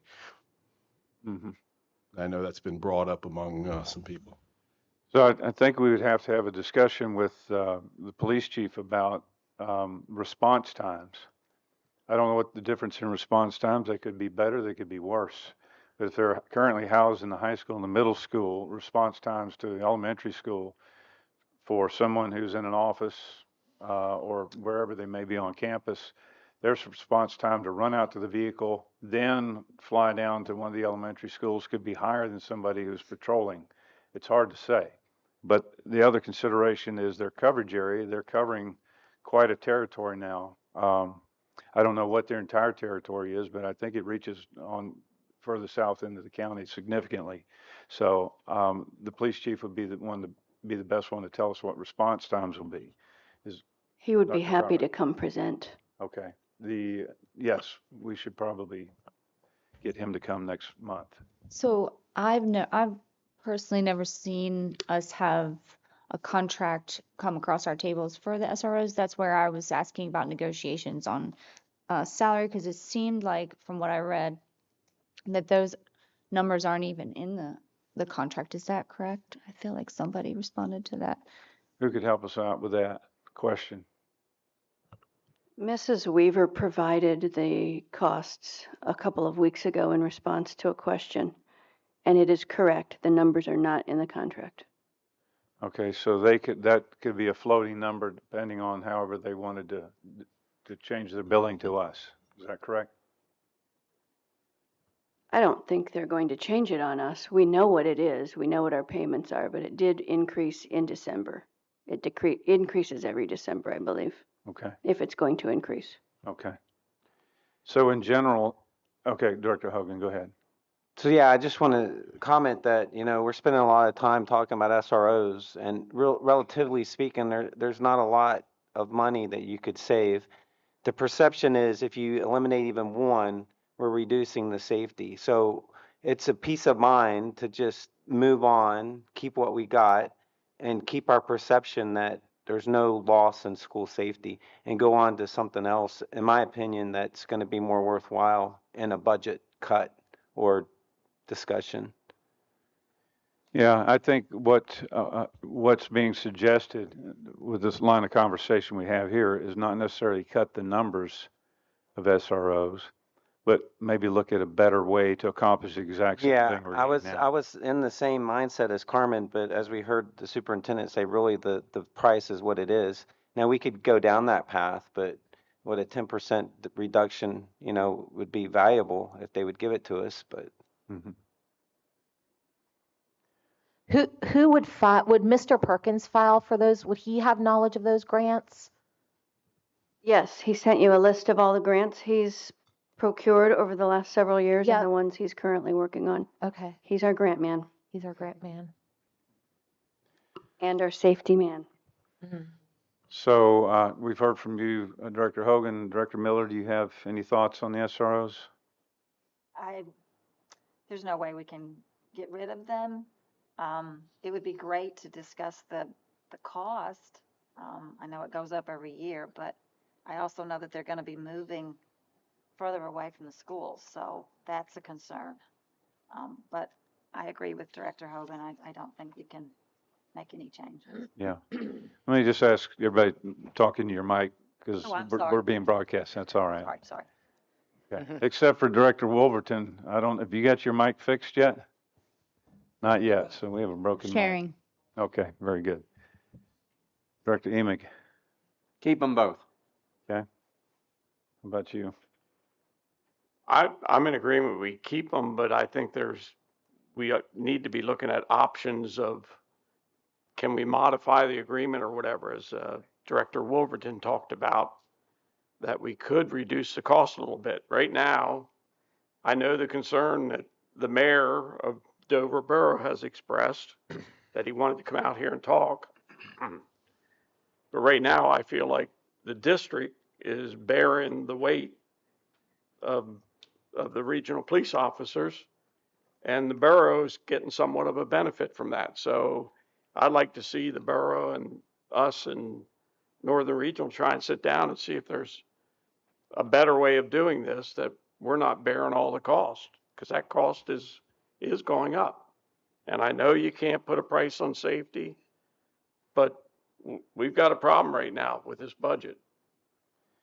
All right, so we're going to ask the police chief of Northern Regional to come to our meeting next month, do a presentation.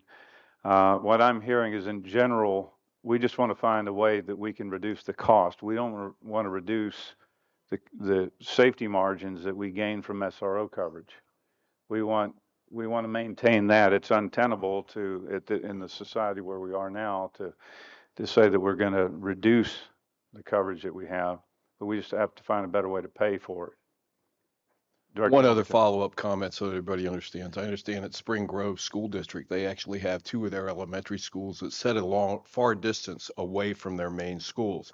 And so what the regionals do is they just have another cop go to those schools every day, walk through the building and visit it at least each day.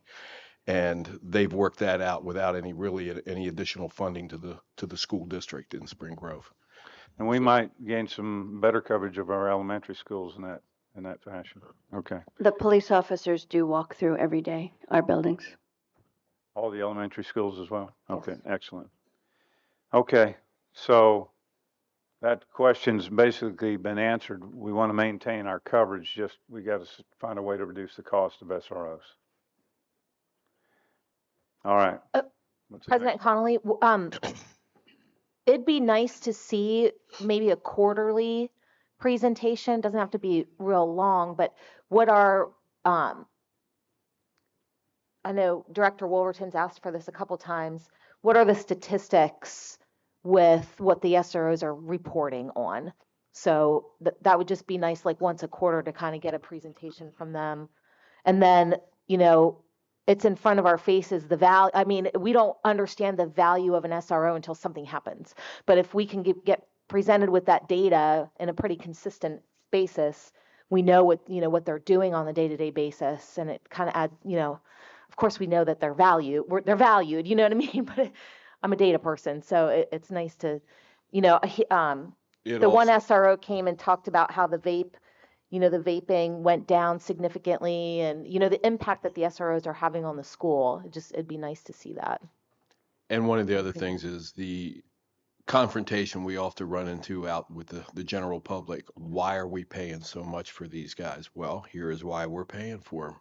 The number of vapes, the number of, those individuals, confrontations, and honestly, they have to fill out paperwork for the expulsion hearings and everything else. And the general public really doesn't realize that. They're not just wandering the halls, so to speak. Right. Dr. Cartwright. There will be a presentation on March 12th from our SROs. Okay, excellent. Very good. Mind reader. It's been planned for months.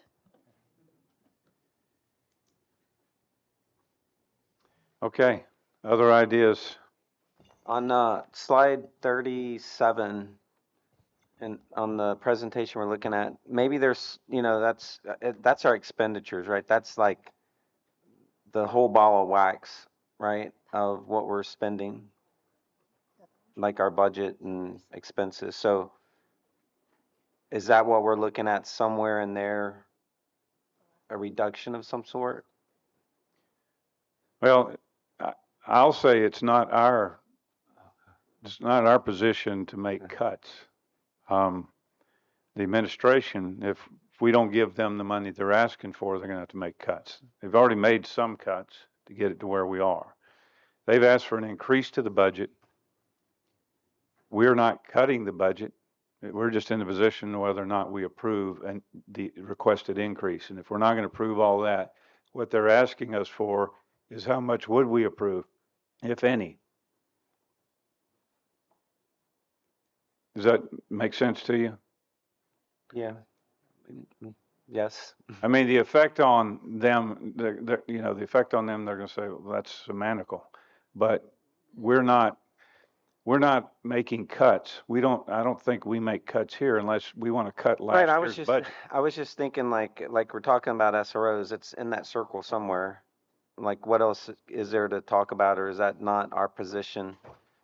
We talked about if you can only go up to 25 mil, you're looking at a 2.5% increase, which I think the chart says is 1.2 million, I think, potentially, that we could max out at. So 3.5 million minus 1.5 million, if we were to raise it to the extent of 25 mil, still leaves you with 2 million. So anything over last year, and Mrs. Weaver, if we stayed with our current budget, we have more revenue projected for this coming year than we do for last year, right? Yes, because of 1.5% assessment and then Mavis Tire, correct. Right. So our estimated revenue for next year is somewhere in the range, I think I saw the number like 72 point something million, or is it 73? Yes. Okay. So that alone presents an increase if we leave taxes where they are right now. Correct. Okay. And that, what you're asking for, off the top of my head, when you adjusted at the $3.4 million, and I don't have the charts sitting right in front of me, but you're asking for what total number for next year's budget? Can you rephrase the question? So next year's proposed budget, after adjusted to $3.4 million increase, is going to be what, 74.6? Is that what we're looking at? Yeah, I mean, I didn't do the math off the top of my head. Yeah. I have to look at it again here on the chart. Slide 34, I think, is what you're looking at.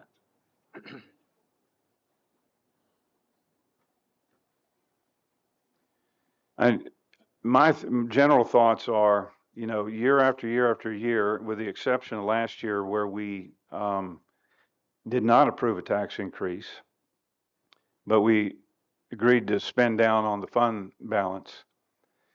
We avoided a tax increase, and then we didn't spend quite as much of the fund balance as we projected that we might. We thought we was going to spend $3-point-something million. We ended up spending about how much, Mrs. Weaver? You added to the fund balance. We added to the fund balance. So we did much better than we projected. If we continue the trend of increasing taxes, we're basically outpacing the growth of our district's economy. That's the unfortunate part about it. So, I mean, there's lots of stuff we'd like to buy with the extra money, and pay for, existing expenses and that kind of thing. We know inflation's impacted a lot. I mean, just a can of dog food has doubled. I mean, if you got a pet, it's either get rid of the pet or pay the price. I mean, so in the situation of the schools, if we're going to continue to do everything that we're doing, we're going to pay more for it. Salaries have gone up contractually. That's one of the things that when you look at the way contracts are let versus when budgets are approved, we spend the money long before we get the money. We sign contracts, we make agreed upon purchases, set salaries and all that type of thing long before money is ever budgeted. So it puts us in the hole just about before we even begin on the budget process. But at some point, just like we're seeing the population of New York go down, down, down. People are leaving the state because of high regulation and high taxation. We can't do that to our own community. We have to make it attractive for business to come and generate additional revenue. There's a point to where we're gonna kill our community with taxation. So how do we strike the balance? We have a lot of retired folks in this district as well that taxes go up, but their incomes don't go up.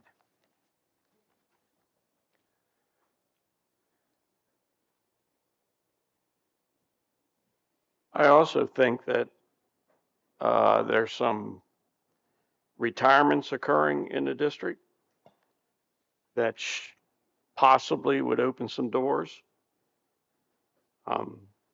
You've got a principal retiring. You've got the band director's retiring. I would encourage the administration to think outside the box, and is there a different way we could set this district up and maybe reduce some of our cost? So I would encourage we look hard before we make a decision to replace those people. Is there a way to think outside the box, shuffle some things around, see what we can do? My perception of after walking through that high school the other month was we spared no expense when we built that high school. And again, this is just my perception as a resident of Dover School District for 50 years, but it seems like we got to a point where we forgot the word moderation and we almost took the attitude that the sky's the limit. And I think our taxes, again, if you look at the chart of where we are as far as taxation in York County, we're near the top. And I think we got to take a serious look at this and, as I said, think outside the box and what can we do to lower some of our costs. One of the things that has been presented to me, and I'm not going to attribute this to anyone in particular, but the question that's been asked to me over and over again, and I have to continue to say I don't know, is administrative layers. They say the comment that I hear a lot is that we're top heavy. I don't know whether that's true or not, but it's a common, thought. It's just like the whole buzz was out there about we're going to cut the SROs. Wasn't true, but this is out there. So what do we say about the whole notion of being top heavy? I heard that a lot while campaigning from people of all different backgrounds. I'd be interested in seeing. I know we've lost a few students from Washington Township, and it was very minimal, maybe 200. But over the years, have we been adding administration at a higher rate than teachers?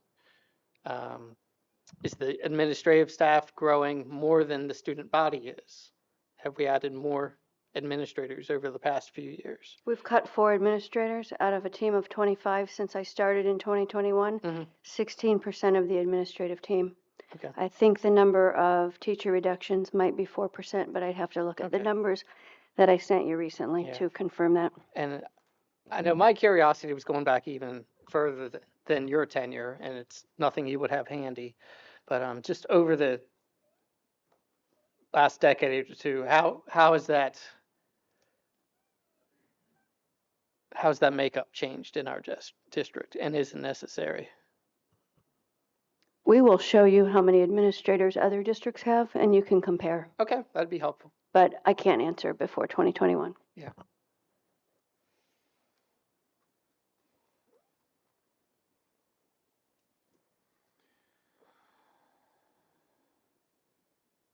So we have some 80 paraprofessionals as well.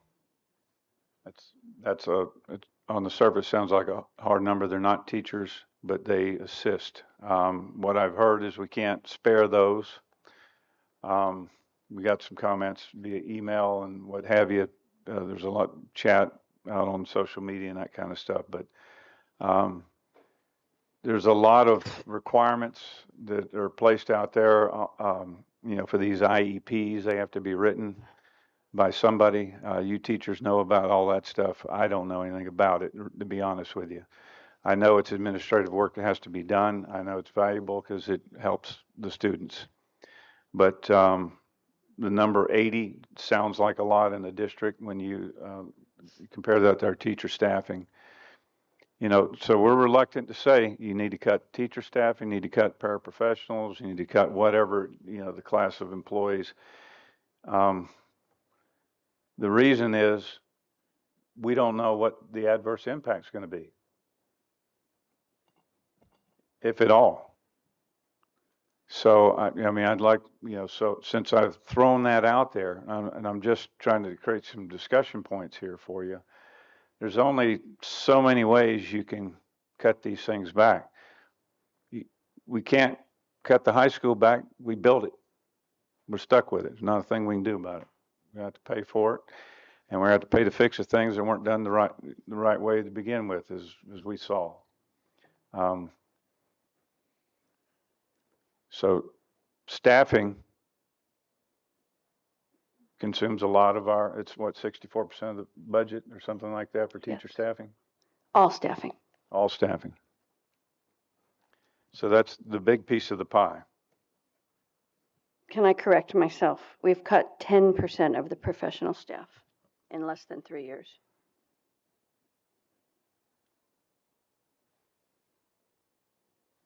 Okay, 10%.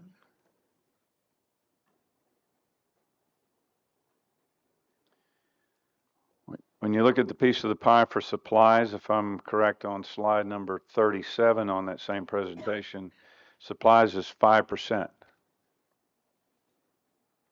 If I'm looking at the right color, it might not be. Purchase property service is 1%. 5%. 5% is that part of the pie that we were told we could do something with, right? It's not just supplies. I said it was like it's across the entire, all of those areas. So the department budgets they're across all the areas, not just in supplies. Supplies does account for some utilities which cannot be touched. Mm-hmm. So in essence, if you cut all of it, it's barely enough money to correct the deficit. If you cut every bit of it, the truth is you can't cut it all. No, You could cut very little of it. That is That's correct. the truth of it.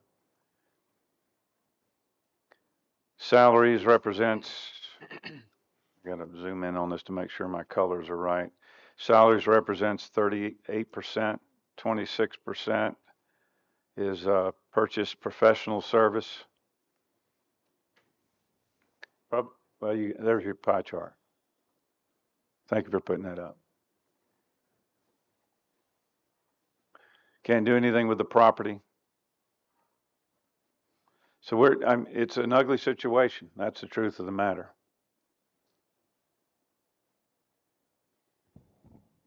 I don't think this is a problem that we can solve in 1 year. And that's why I've been pushing for a rolling budget.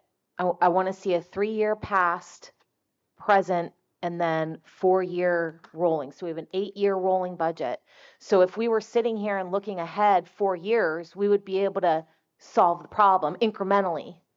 But when we're just looking at 1 year, it's a mountain of a task. We need to be able to say, okay, let's use the fund balance. We can use 2 million of our fund balance this year.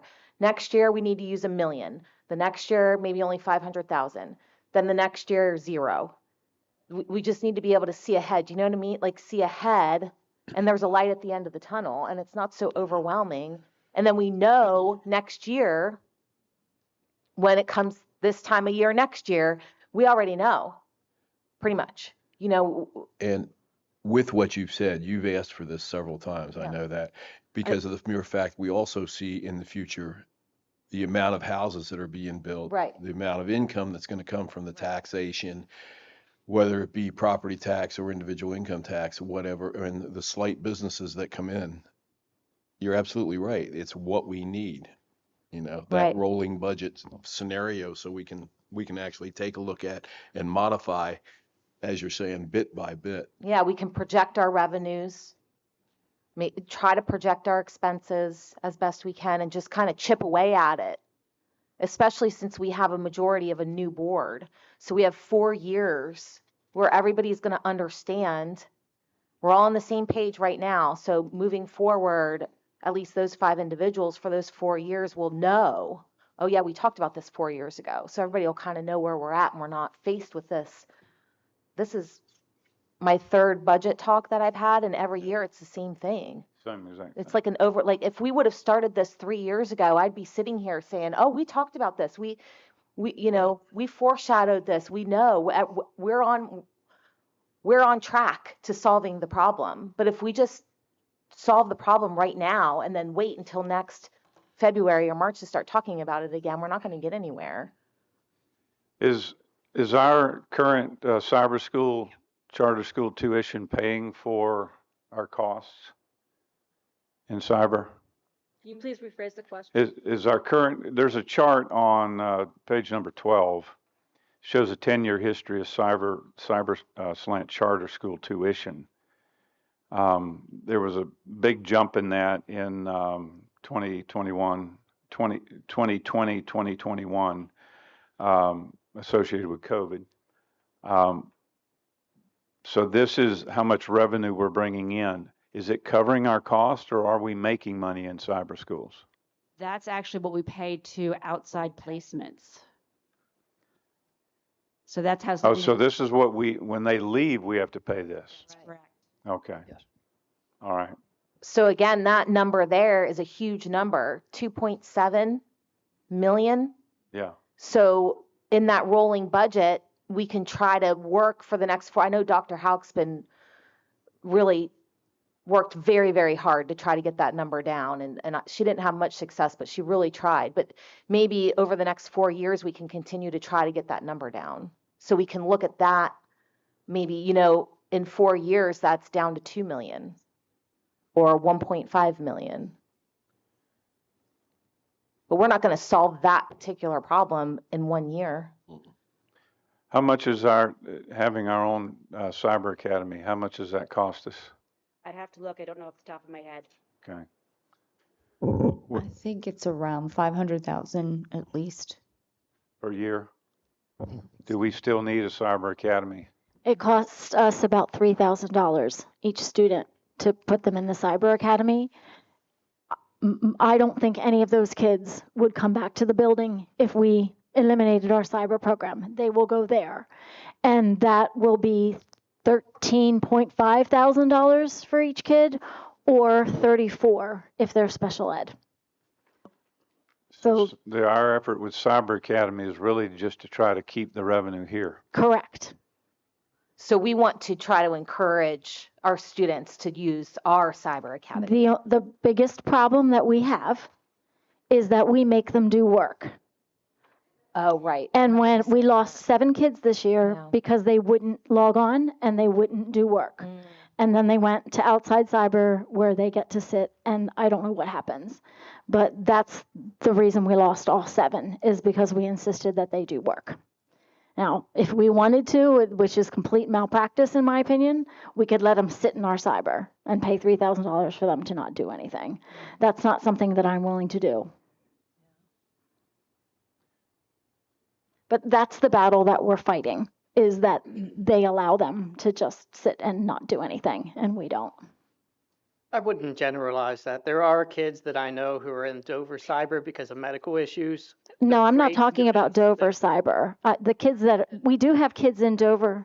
That's where we want them to be. Yes. It's a good program. We do have kids in Dover Cyber that do their work. It's the ones that don't do their work, we ask them to come back to the building, and that's when they go to outside cyber. That's what I'm at. And I've made some public comments before I was put on the board. I've got some concerns about how those programs work too, because I've seen it firsthand. And an hour and a half is your entire day in some cases.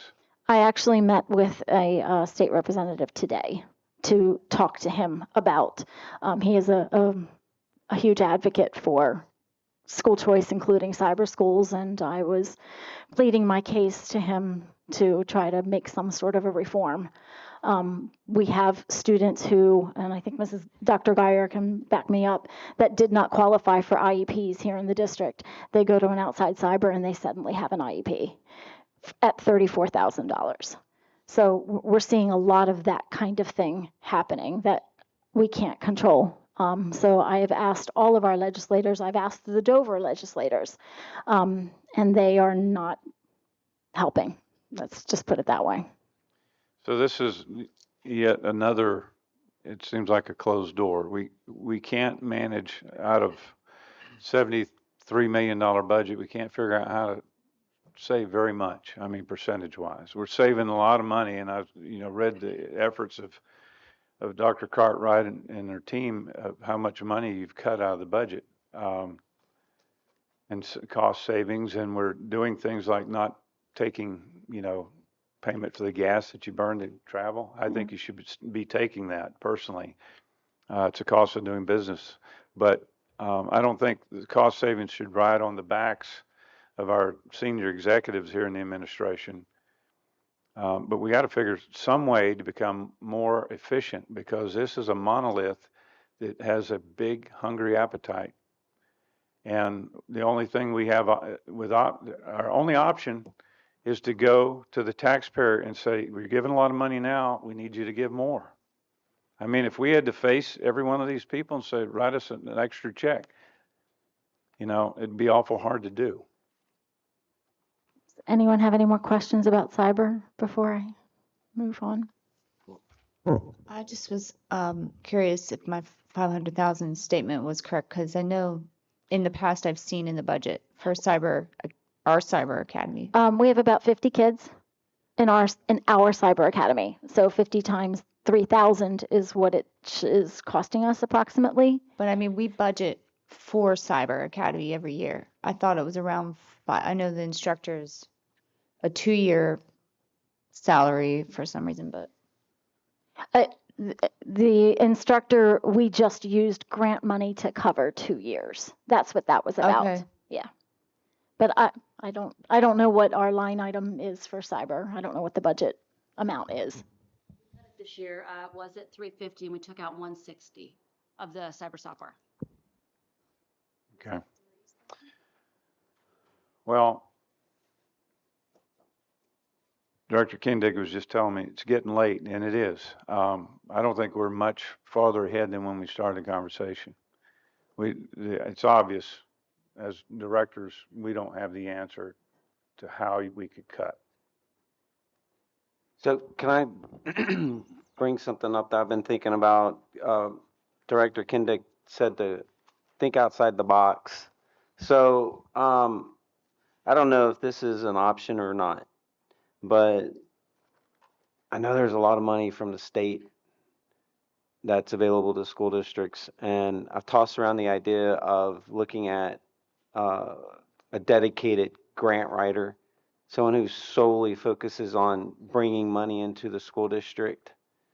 I know there would be a cost to that, but I was thinking whatever their salary would be, by the amount of money they're bringing in, would definitely, you would think, offset that if it was, $500,000 or something to that effect. So anyway, it was just a thought. Just answer that question. Okay. All right. Director Cartwright, you want to take that one? I don't think that's a question for me, is it? No. Well, it's not a question. So, but what you're suggesting is that we have somebody dedicated doing grants. I thought I heard her say earlier that this gentleman that's all he does is. What's that? Okay. That is not all he does.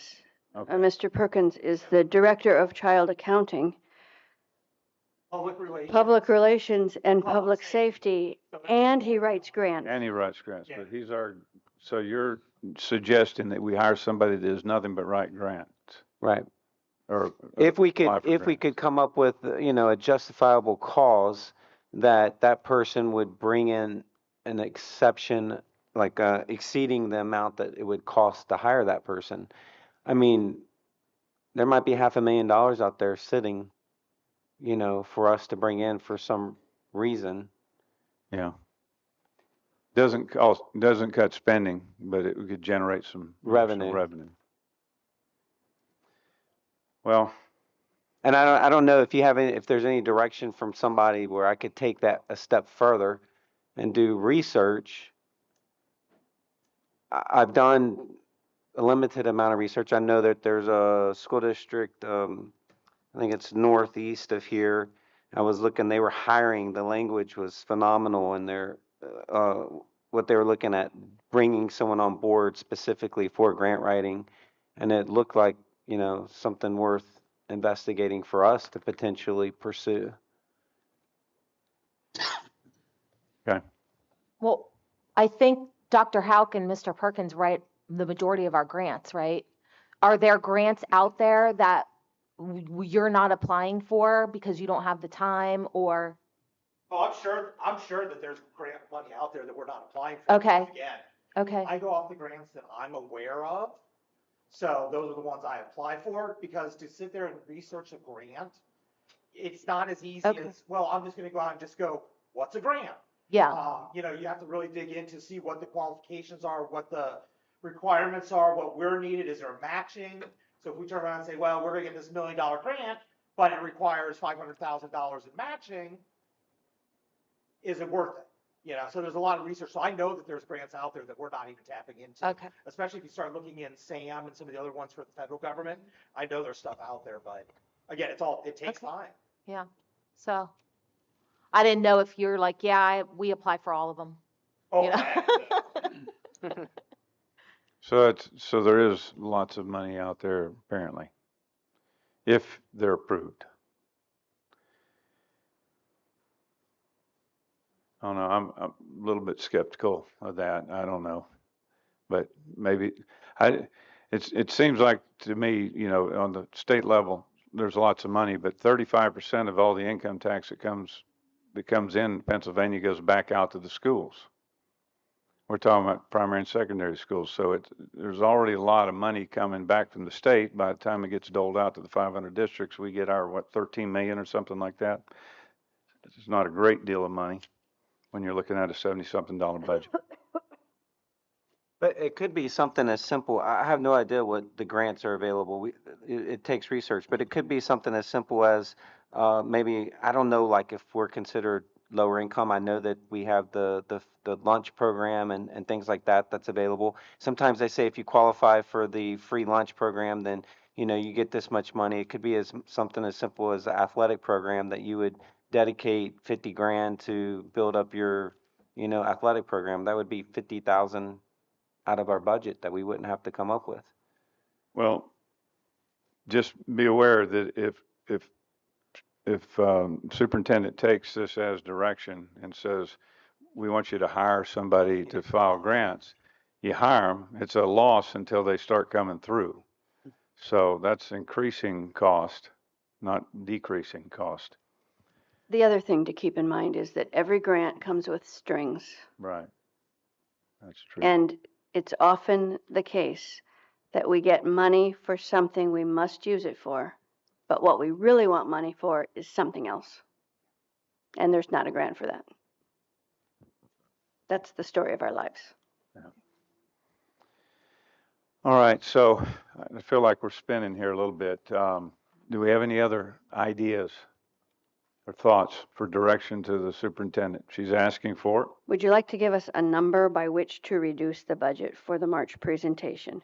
Would you like to give us a number to use the fund balance, an amount of fund balance to use, so that we can come with a scenario? Thoughts on that?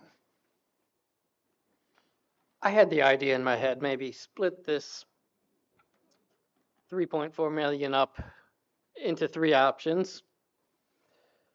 Of one being fund balance drawdown, another taxes, as much as I hate to do it, and the other third being reduction. if we can find the reductions and get us down to $2 million, maybe use the fund balance for all of it to avoid a tax raise. But maybe splitting that big chunk down into thirds, because we really do have 3 different options, and see if we could work out a remedy that way where it won't be too painful in any area, such as taxation, fund balance, or reductions.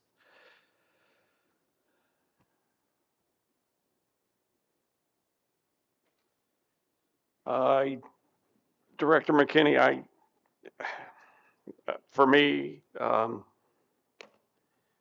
I think we need to do our best to get back to what the revenue dictates. I still believe, and don't profess to be an education person. I'm just using experience in private industry. When you have a deficit, you figure out a way to get rid of that deficit. And for me, over the years, I think school districts have taken the easy road and said, "Oh, we'll just increase taxes." I would really request that the administration take a hard look. Can we get down to that 72.8 million or whatever we project our revenue is going to be, and bring that back to us, hopefully by March, and then we can have a discussion from there. I'm in total agreement with, practically speaking, that we would want spending to be at or below the revenue. So reducing would be the ideal answer, I think the ethical answer. But we just went through so many options on what to cut, and we can't come up with much. So that's why I threw out that balanced approach to try to not be too painful in taxation or fund balance drying up. I would like, Go ahead. I'd like to see out of 3.4 million, 1.4 given to the administration for reduction, and then come back, possibly then take a look at a $2 million out of the fund balance in correlation with Mrs. Meese' request for a rolling budget look at for the next 5 years. I like it. Based on the mere fact of whatever homes are going to be built in this township, that type of thing, and possibility of businesses, but something that actually looks down the road, because I think her request for the last 3 years is something that's been overlooked, and it shouldn't have been. And because I am not in favor of any tax increase. If bottom line, these people have seen enough of those over the last 20 some years. And it seems that future tax revenues are looking positive with all the homes going in. Is Wawa within our district? Mm-hmm. Okay, that's good. Yeah, and we're looking at something like 118 homes out near the one Admire Place. We're looking at another 100, and I understand it's another 155 or 156 possibly out behind Max Ice Cream. We've also got an expansion on 1 or 2 businesses that are coming into the area, or that are in the area, and then 1 or 2 new businesses that are coming into the area. Yeah. But the bottom line to it is, it's got to be a look down the road for 4 or 5 years, as she's requested in the past. Yeah, and the general public will then know what our agenda is, what our plan, that we have a plan, and kind of get everybody on board with that. So we're not trying to just go year to year solving the problem. Not only that, but our teachers and our students, and they're not questioning every year who's going to get cut. That just is hard on morale. And then when you don't share information is created. We know that. Right.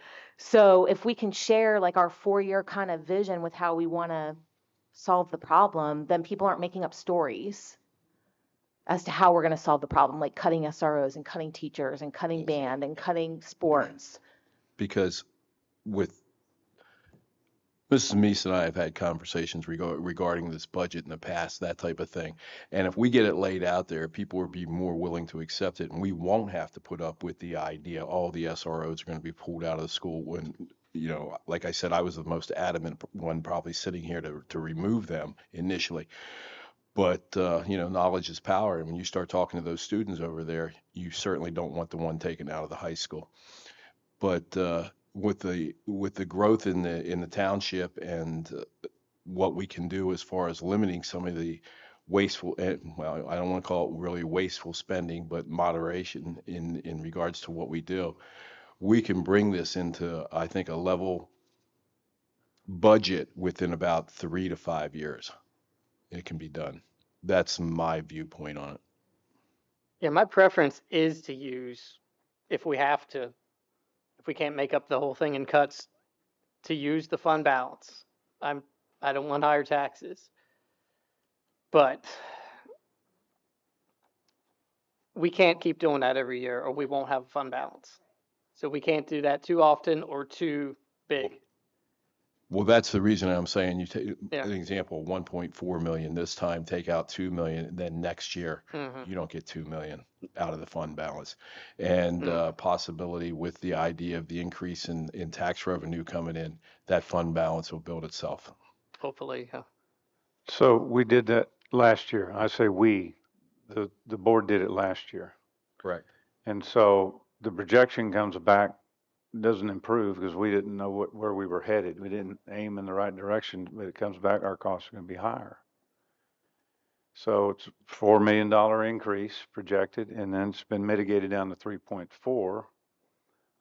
So that is moving in the right direction, but I don't know how much administration intends to mitigate that downward without, you know, some specific guidance on what kind of consequences we're willing to take.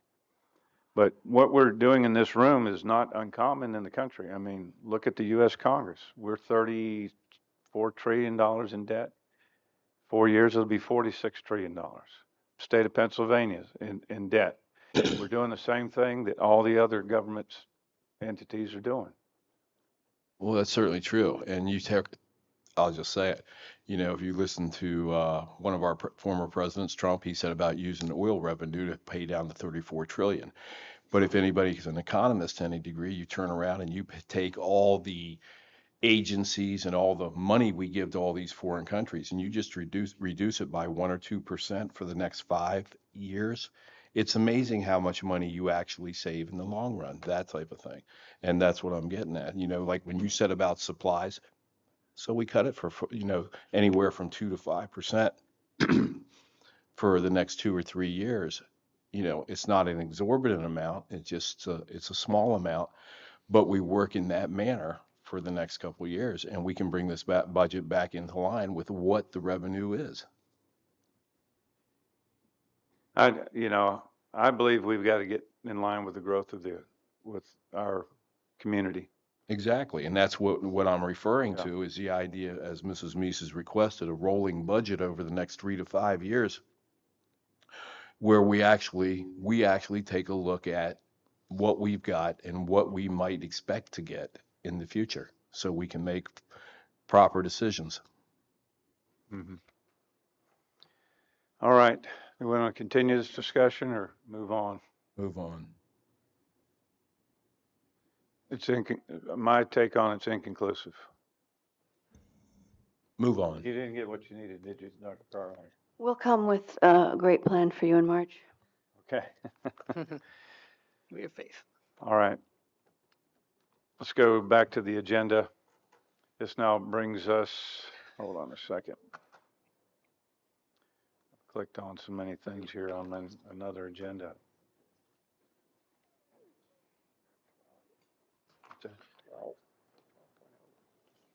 Yeah, but I'm on a completely different meeting. Hold on a second. Pardon me just a moment.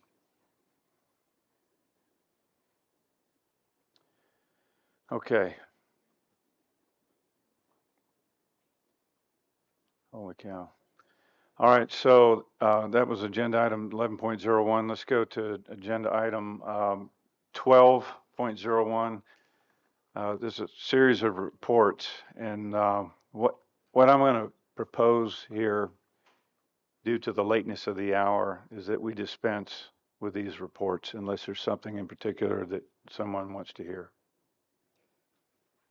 Is there any objection to dispensing with the reports for the Dover Eagle Foundation, the York Adams Academy, York County School of Technology, York Learning Center, legislative report, Dover Industrial Commercial Development report, and the Pennsylvania School Board Association report? Is there any objection to dispensing with all of those items? Yeah, I say we move them to the next planning meeting agenda. Okay. I'm fine with that. I just wanted to ask if you wanted to know about the budget and some things going on with the budget, which could affect our decisions with budgets. Okay, I would like to hear that. Okay. Is everybody okay with dispensing with everything except for the legislative report? Okay. Agreed. Hearing no objection. Okay, so the budget hearings begin soon, and they will conclude on March 7th. And it includes a proposal of a total investment of $1.8 billion for public education, providing a significant increase for basic education funding, and also a $50 million increase for special ed, but with some strings attached, of course.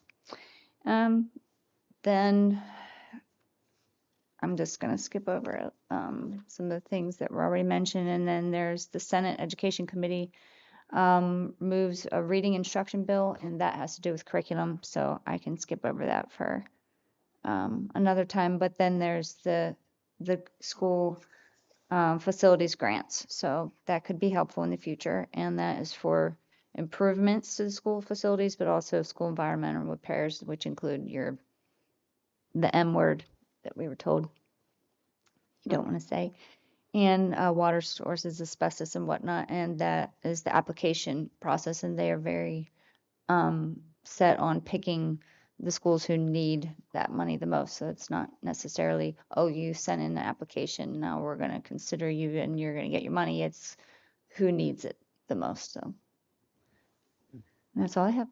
Any questions? Thank you, Director Whitmer.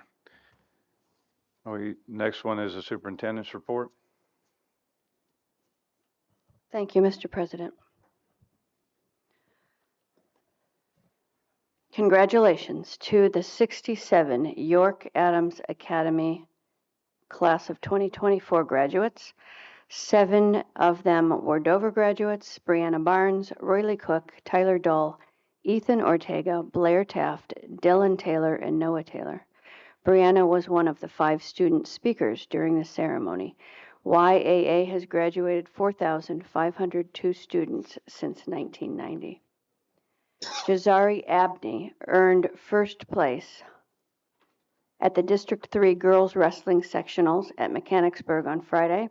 She now advances to the PIAA District 3 Championships on Saturday, March 2nd at Penn Manor. In addition, we learned, this should have been one ago. In addition, we learned today that Brady Bowman is the latest YAA graduate. He plans to work full-time and continue to pursue his certifications in welding. Congratulations to Leah Drake, Kaylin Floyd, Carter Gregoire, Jacob Hernandez, Jalen Morris, and Anna Herndon for qualifying as PMEA District 7 for Jazz Ensemble. Additionally, Dallas Hunt qualified for Jazz Band. The junior high wrestling team experienced a successful season. Most recently, they finished 3rd place out of 12 teams in a tournament at Boiling Springs, finished 12th out of 29 teams in a tournament at Northern, and finished 5th out of 42 teams in a tournament at Wilson, with outstanding performances by several of our wrestlers: Jax Furman, Jeremiah Bailey, Faith Gladfelter, Lyric Lungelhofer, Ashton Schwartz, Elliot Klein, Kian Santiago. And Jax Furman was also named Outstanding Wrestler in 2 tournaments and has more pins than anybody I've ever heard of. Congratulations to Taylor Toohey for her nomination as the Game Time PAYAIAA Female Athlete of the Week. Taylor, a swimming and diving team member, captured the gold medal in diving at the YAIAA Championships, my favorite acronym in the world. Congratulations to Tristan Thomas for receiving a nomination at the Game Time PA YAIAA Female Athlete of the Week. Tristan, a junior and member of our swim team and diving team, earned individual firsts in both the 50 freestyle and 100 breaststroke during the Division II dual meet against visiting York Suburban. Congratulations to Mason Hockenberry for his nomination as the Game Time PA Male Athlete of the Week. Mason, a junior and member of the swimming and diving team, swam to individual wins in the 50 free and the 100 backstroke during the Division II dual meet win over visiting New Oxford. 3 senior football players signed their national letter of intent to continue their football careers at the college level. Congratulations to Logan Shade, Thomas Smizer, and Braden Zirkle. All 3 student athletes will be continuing their education and football careers at Shippensburg University next year. The Skills USA team recently concluded its District 5 competition. This year's event marked a significant milestone as Dover hosted several competitions for the first time. Our students showcased an unprecedented level of participation with a record number of students competing in various categories. The students demonstrated their acquired skills over 3 hours, representing Dover High School and competing against vocational education students from multiple schools in South Central District 5. Students who excelled in their respective competitions include Ethan Deerdorf, Alex Roman, Landon Farley, Andrew Merkel, Gavin Miller, Caleb Hogan, Macy Fetro, Brianna Donay, Catherine Allen, Max Kraus, Jordan Snellbaker, Kirsten Robbins, Bryler Poteet, Caleb again as a state officer delegate, and several other as state officer delegates and other areas, including Catherine Allen again, Kirsten Robbins again, Kiara Austin, Russell Ziegler, and Macy Fetro once again. Students have been hard at work preparing for this year's musical, Roald Dahl's Matilda, on March 1st, 2nd, and 3rd, and are looking forward to seeing everyone at those shows. Many, many thanks to our custodial and maintenance crews and technology department for their hard work and attentiveness during the recent snow days, clearing and salting lots and sidewalks, and answering phones when families call for technology support while students are at home. Last but certainly not least, I'd like to recognize and thank the teachers and administrators who are retiring at the end of this school year and have served Dover Area School District for a combined total of 284 and a half years. I missed a couple last month who were added last minute after I looked at the list, so I'm going to repeat those and add the ones from this month. Bobby Strasbaugh, 38 years. Doug Hoover, 35 years. George Bradshaw, 34 and a half years. Kathy Geyer, 31 years. Beth Lawman, 30 years. Bill Miller, 30 years. Karen Miller, 23 years. Cora Kunkel, 22 years. Jean Smith, 22 years. And Teresa Warren, 19 years. That concludes my report. Thank you. Thank you, Dr. Cartwright. This takes us to our second public comment period. We have 2 minutes per commenter. Is anyone seeking the floor? Board uses the public comment period as an opportunity to listen, but not to engage. I stuck it out. Ask questions. Actually, can you hear me? Yes, I can hear On you. here? It is weak. I can talk. I have a teacher voice. Oh, we need you in the mic. Can you hear me though? Yes. Okay. Okay, I'm going to cut some of this because you did address some of the things. However, I really, really want to express the importance of electives and choices that the kids have at the high school. I use my son as an example only because, well, he's been in the school since kindergarten. And he's had opportunities given to him because of the choices that he could pick, such as going through the CTE program. He's going to graduate this year with a CTE distinction as a computer technology major. The things he's Please Learn is amazing. If you go onto the website and look at the computer technology information, my son is the one representing that program. I'm extremely proud of him.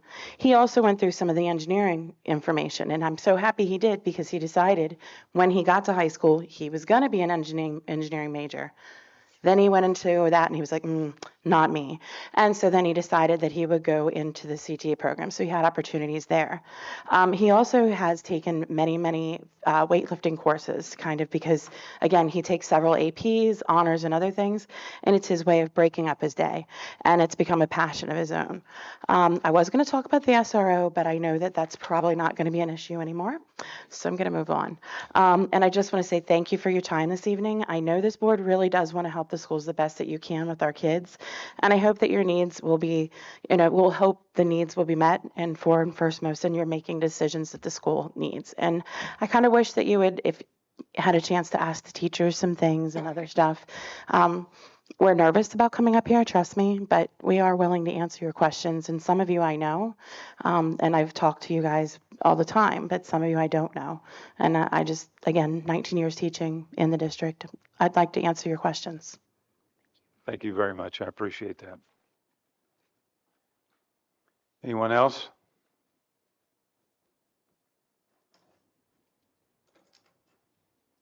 Okay, the public comment period is closed. Our future meetings, our board meetings for next month will be, somebody have the dates? March 12th and March 19th, 7 p.m. March 12th and the 19th. So the planning meeting will be on the 12th. That's where we do most of our deliberation. The business meeting, just like tonight, will be on the 19th in March. All right. Comments from the board members? Does anyone have any compelling comments at this late hour? Okay, we'll dispense with that. I'll entertain a motion to adjourn. I make a motion to adjourn. Dr. McKinney moves. Is there a second? I'll second that emotion. Somebody. Did you say you second that emotion? That emotion, yes. Okay. Director Miller seconds the motion. All in favor say aye. Aye. All opposed say no. The ayes have it. The meeting is adjourned. Yes.